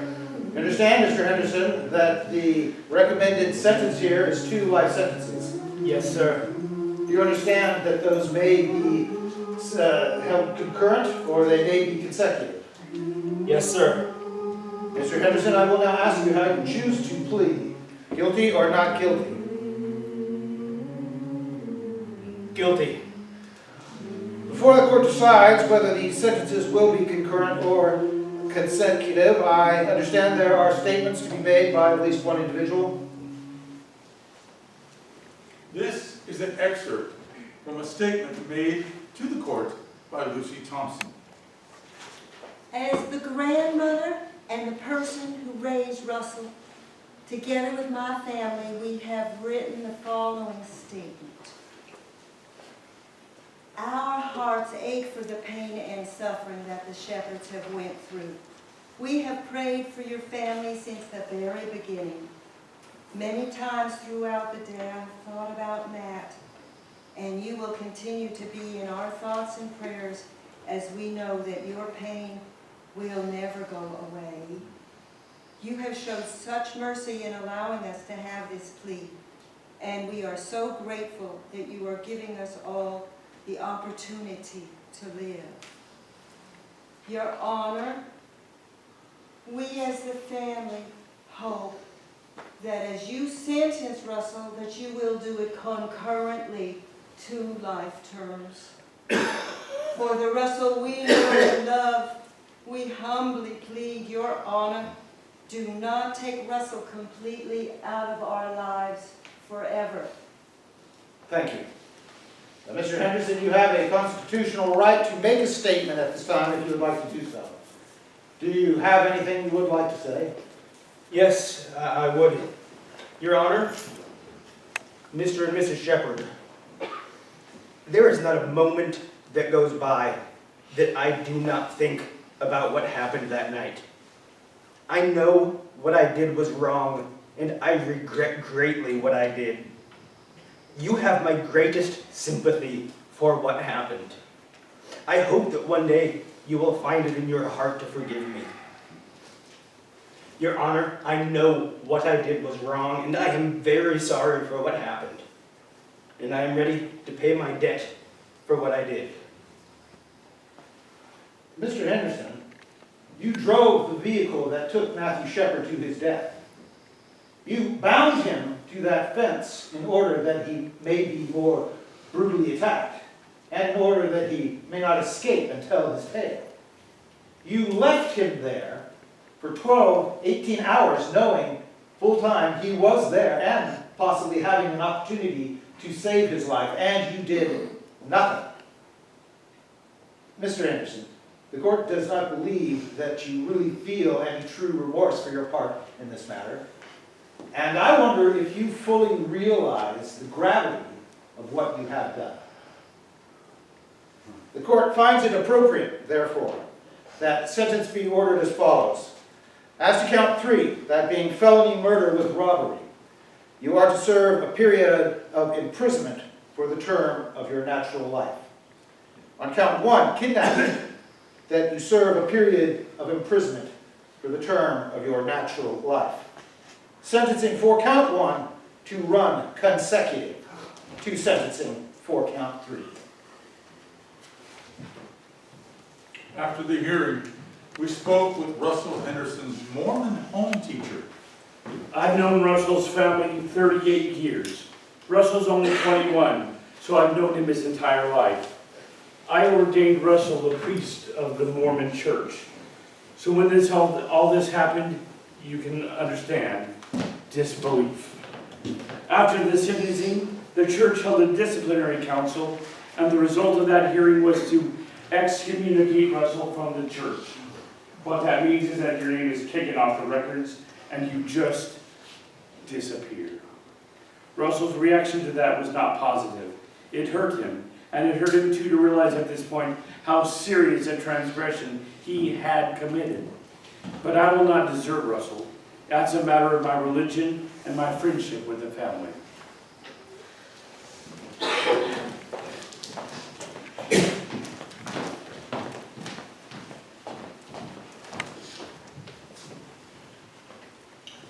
Before they left Laramie, they met again with Rebecca Hilliker at the theater department. She is producing Angels in America this year at the university. I think that's the focus the university has taken, is that we have a lot of work to do. That we have an obligation to find ways to reach our students. And the question is, how do we move? How do we reach a whole state where there is some really deep-seated hostility towards gays? How do you reach them? This is the beginning, and guess who's auditioning for the lead? My parents. My My parents were like, so what plays are you doing this year in school? And I was like, Angels in America.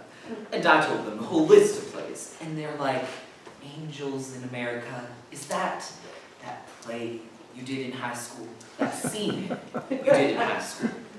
And I was like, yeah. And she goes, huh. So are you gonna audition for it? And I was like, yeah. And we got in this huge argument. And the best thing I knew I had on them is it was just after they had seen me in a production of Macbeth. And on stage, like I murdered a little kid and Lady Macdonald and these two other guys. And like she goes, well, you know, homosexuality is a sin. And she kept saying that. And I go, Mom, I just played a murderer tonight. And you didn't seem to have a problem with that. I'll tell you, I have never prepared myself this much for an audition in my life. Never, ever, not even close. Not having to deal that much with the gay society here in Laramie. Detective Sergeant Rob DeBree. Well, once we started working as a case and actually speaking to the people that were gay and finding out their underlying fears, well, then it sort of hit home. This is America. You don't have the right to feel that fear. And you're still going to have people who hold with the old ideals, and I was probably one of them 14 months ago. I'm not going to put up with it, but I'm not going to listen to it either. And if they don't like my views on it, fine. The door goes both ways. I already lost a couple of buddies. I don't care. I feel more comfortable and I can sleep at night. Well, you're tested every 3 months. Reggie Flutie. And I was able to have the DNA test done. So they got me to Fort Collins, they drew the blood there, they flew it to Michigan, and did all the DNA work there, which was a week later, and I knew I was negative for good. I tell you, we were all on our knees saying Hail Marys. You were just elated, you know, and you think, thank God. So what's the first thing she does? I stuck my tongue right in my husband's mouth. I was just happy, you know, you're just so happy. You think, yeah, I did this service well, you know, I hope I did it with some integrity. So you're just really happy. And my daughters just bawled. They were so happy. Oh, and the force. Oh, boy. We went out and got shit-faced. They all bought me drinks, too. It was great. And everybody hugged and cried, and you know, I kissed everybody who walked through that door. Bessie, they don't need to know that. Oh, I didn't care if they were male or female. They each got a kiss on the lips. Now, what part of what I just said didn't you understand? Oh, get over it, Ma.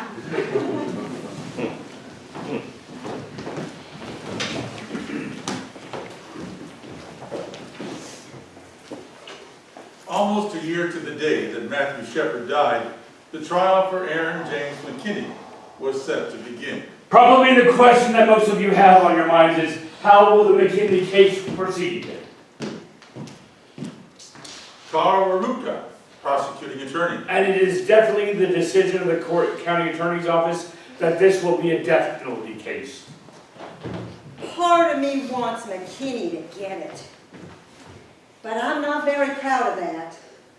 I was on and off and on. I can't say what I'd do. I'm too personally involved. Oh, I believe in the death penalty 100%. You know? Because I want to make sure that guy's ass dies. This is one instance where I truly believe with all my heart, an eye for an eye, a tooth for a tooth. I don't know about the death penalty, but I don't ever want to see them walk out of Rawlins Penitentiary. I'll pay my nickel or whatever, my tax, a nickel a day, whatever it takes, that their ass stays in prison, and certainly never makes its way back into my bar again. I don't believe in the death penalty. It's too much for me. I don't believe that one person should be killed as redemption for having killed another. It's two wrongs won't make a right. How can I protest the Shepherds want McKinney dead? I just can't interfere with that. But on a personal level, I knew Aaron in grade school. We never called him Aaron, we called him AJ. How can we put AJ McKinney to death? I think right now, our most important teachers must be Russell Henderson and Aaron McKinney. They have to be our teachers. How did you learn? What did we as a society do to teach you that? See, I don't know if many people will let them be their teacher. I think it would be wonderful, the judge said, in addition to your sentence, you must tell your story. You must tell your story. All rise. State of Wyoming versus Aaron James McKinney, docket number 6381. The Honorable Barton R. Boygat proceeding. The court is in session.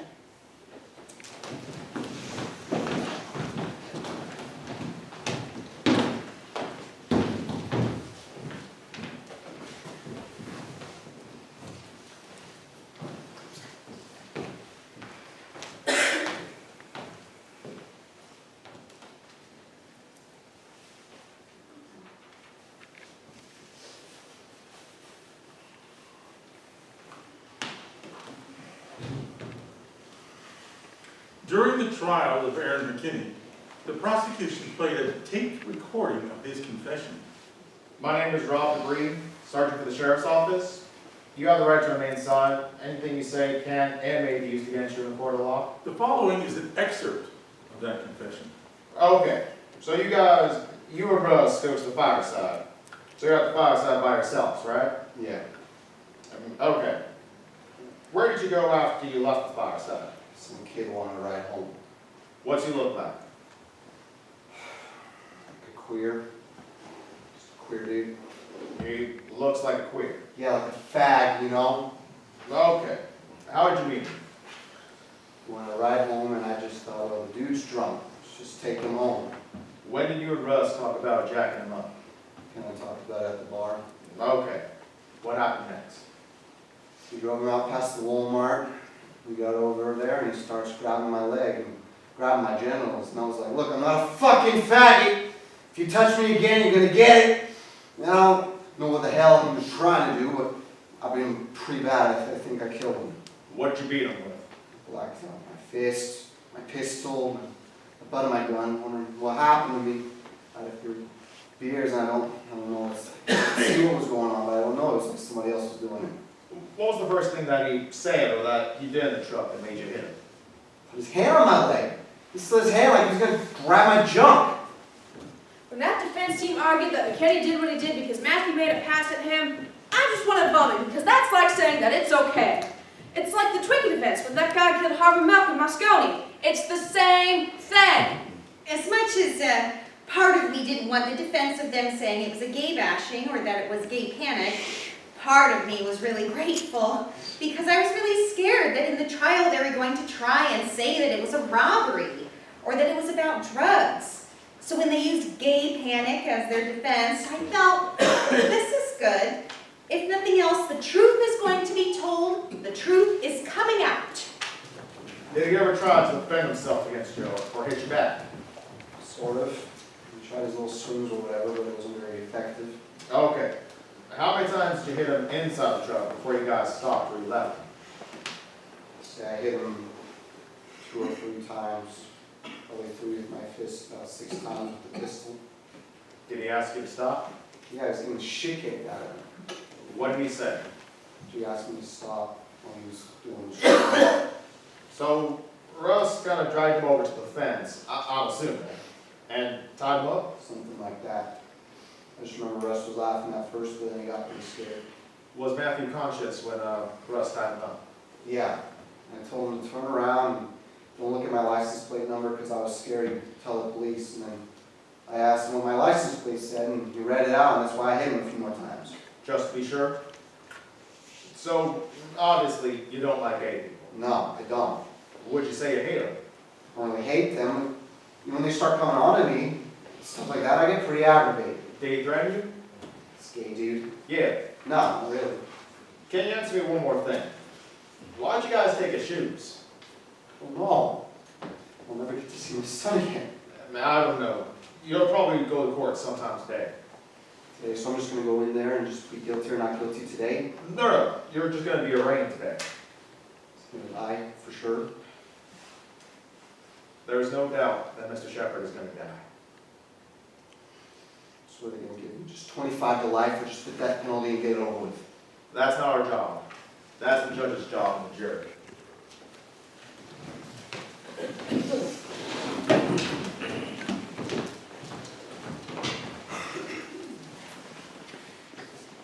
Has the jury reached a verdict? We have, Your Honor. We, the jury, impaneled and sworn to try the above entitled case after having well and truly tried the matter, unanimously find as follows. As to the charge of kidnapping, we find the defendant, Aaron James McKinney, guilty. As to the charge of aggravated robbery, we find the defendant, Aaron James McKinney, guilty. As to the charge of first-degree felony murder kidnapping, we find the defendant, Aaron James McKinney, guilty. Aaron McKinney was found guilty of felony murder, which meant the jury could give him the death penalty. That evening, Judy and Dennis Shepard were approached by McKinney's defense team who pled for their client's life. The prosecution indicated that they would defer to the family's wishes as to whether or not to pursue the death penalty. The following morning, Dennis Shepard made a statement to the court. Here is some of what he said.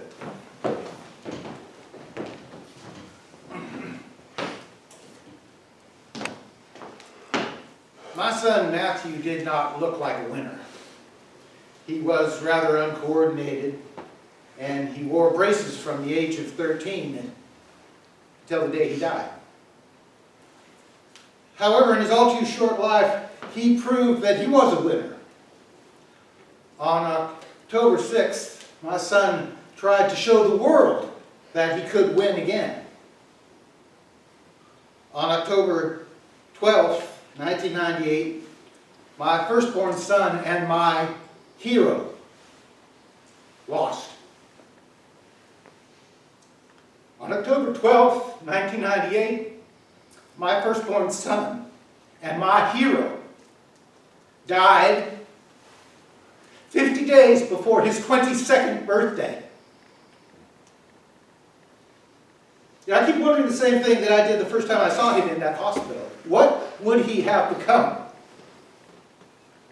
How could he have changed his piece of the world and make it better? Matt officially died in a hospital in Fort Collins, Colorado. Matt actually died on the outskirts of Laramie, tied to a fence. You, Mr. McKinney, along with your friend, Mr. Henderson, left him out there by himself. But he was not alone. He had his lifelong friends with him. Friends that he grew up with. You're probably wondering who those friends were. Well, first he had the beautiful night sky, and he had the same stars and moon that we used to see through a telescope.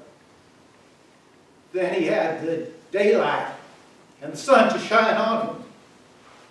All the time he was breathing in the scent of the pine trees from the snowy range. You heard the wind, the ever-present Wyoming wind, for the last time. He had one more friend with him. He had God. And I feel better knowing that he wasn't alone. Matt's beating, hospitalization, and funeral have focused worldwide attention on hate. Good is coming from evil. People are saying enough is enough. I miss my son, but I am proud to be able to say he was my son. Judy has been quoted as being against the death penalty.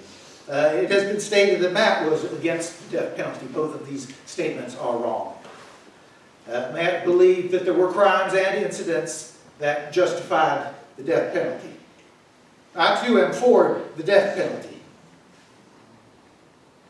I would like nothing better than to see you die, Mr. McKinney. However, now is the time for the healing process to begin.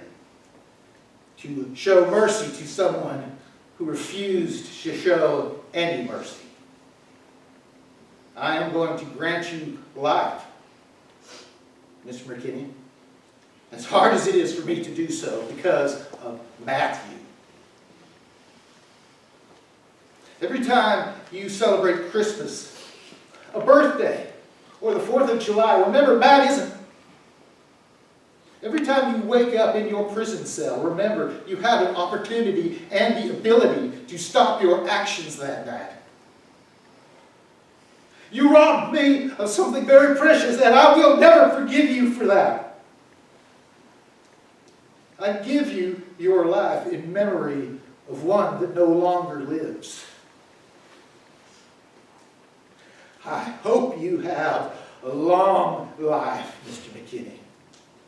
And I hope you thank Matthew every day for it.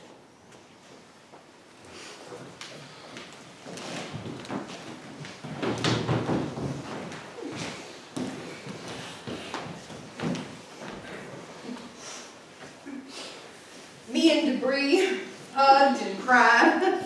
And, you know, everybody had tears in their eyes, and you're just so thankful, you know. Mr. Shepard was crying, and that got me bawling, and everybody just... This is all we've lived and breathed for a year, daily. This has been my case daily. Now it's over. Maybe now we can go on and quit being stuck, you know? It just hit me today, the minute that I got out of the courthouse, that the reason that God wanted me to find him is for he didn't have to die up there alone, you know? And if I wouldn't have come along, they wouldn't have found him for a couple of weeks at least. So it makes me feel really good that he didn't have to die up there alone. I'm just glad it's over. I really am. Testifying in that trial is one of the hardest things I've ever done. And don't get me wrong, I love the stage. I really do, I love it. But it's tricky because basically what you have is like lawyers question you from this angle because the answers need to be funneling this way to the jury. So what you have to do is establish like a funneling system. And well, that's hard for me to do because I'm a natural conversationalist. And it's just natural instinct when someone asks you a question, you look at that person and make eye contact. And well, it's kind of tough when you literally have to scoot over and like change your position in effect and like funnel over where the jury is. And but I was able to do that several times over the course of my testimony. So yeah. Good.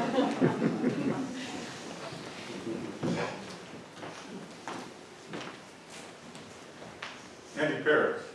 On our last trip, I had the good fortune of seeing Jedediah Schultz play the role of Pryor in Angel in America. After the performance, we spoke. I didn't, for the longest time, let myself become personally involved in the Matthew Shepard thing. It didn't seem real. It just seemed way blown out of proportion. Matthew Shepard was just a name instead of an individual. I don't know, it's weird. It's so weird, man. I just feel bad. Just for all that stuff I told you. For the person I used to be. That's why I want to hear those interviews from last year. When I said all that stuff. I don't know, I just can't believe I ever said that stuff about homosexuals, you know? How did I ever let that make me think that you were different from me? This is Romaine Patterson. Well, a year ago I wanted to be a rock star. That was my goal. And, well, now it's obviously changed in the fact that throughout the last year, I've really realized my role in taking my part. And so now instead of going to school to be in music, I'm going to school for communications and political science because I have a career in political activism. Actually, I just recently found out I was going to be honored in Washington, D.C. from the Anti-Defamation League. And whenever I think about the angels or any of the speaking that I've done, that Matthew has given me, Matthew's like guiding this little path with his light for me to walk down. And just every time we get to like a door, he opens it and he goes, okay, next step. And if I get to be a rock star on the side, okay. This is Jonas Slonaker. Change's not an easy thing, and I don't think people were up to it here. They got what they wanted. Those two boys got what they deserved, and we look good now. Justice has been served. The OK Corral. We shot down the villains. We sent the prostitutes on the train. The town's cleaned up, and we don't need to talk about it anymore. You know it's been a year since Matthew Shepard died? They haven't passed shit in Wyoming. I mean, at a state level, any town, nobody anywhere has passed any kind of laws, anti-discrimination laws or hate crime legislation. Nobody's passed anything anywhere. What's come out of it? What's come out of this that's concrete or lasting? They all said they would meet again one last time at the fence. I went up there in my limousine, okay? And I remembered to myself the night he and I drove around town, and he said to me, Laramie sparkles, doesn't it? And where he was up there, if you said exactly where he was up there, Laramie sparkles from up there, you know, with a low-flying cloud. It's the blue lights that are bouncing off the clouds from the airport, and he goes,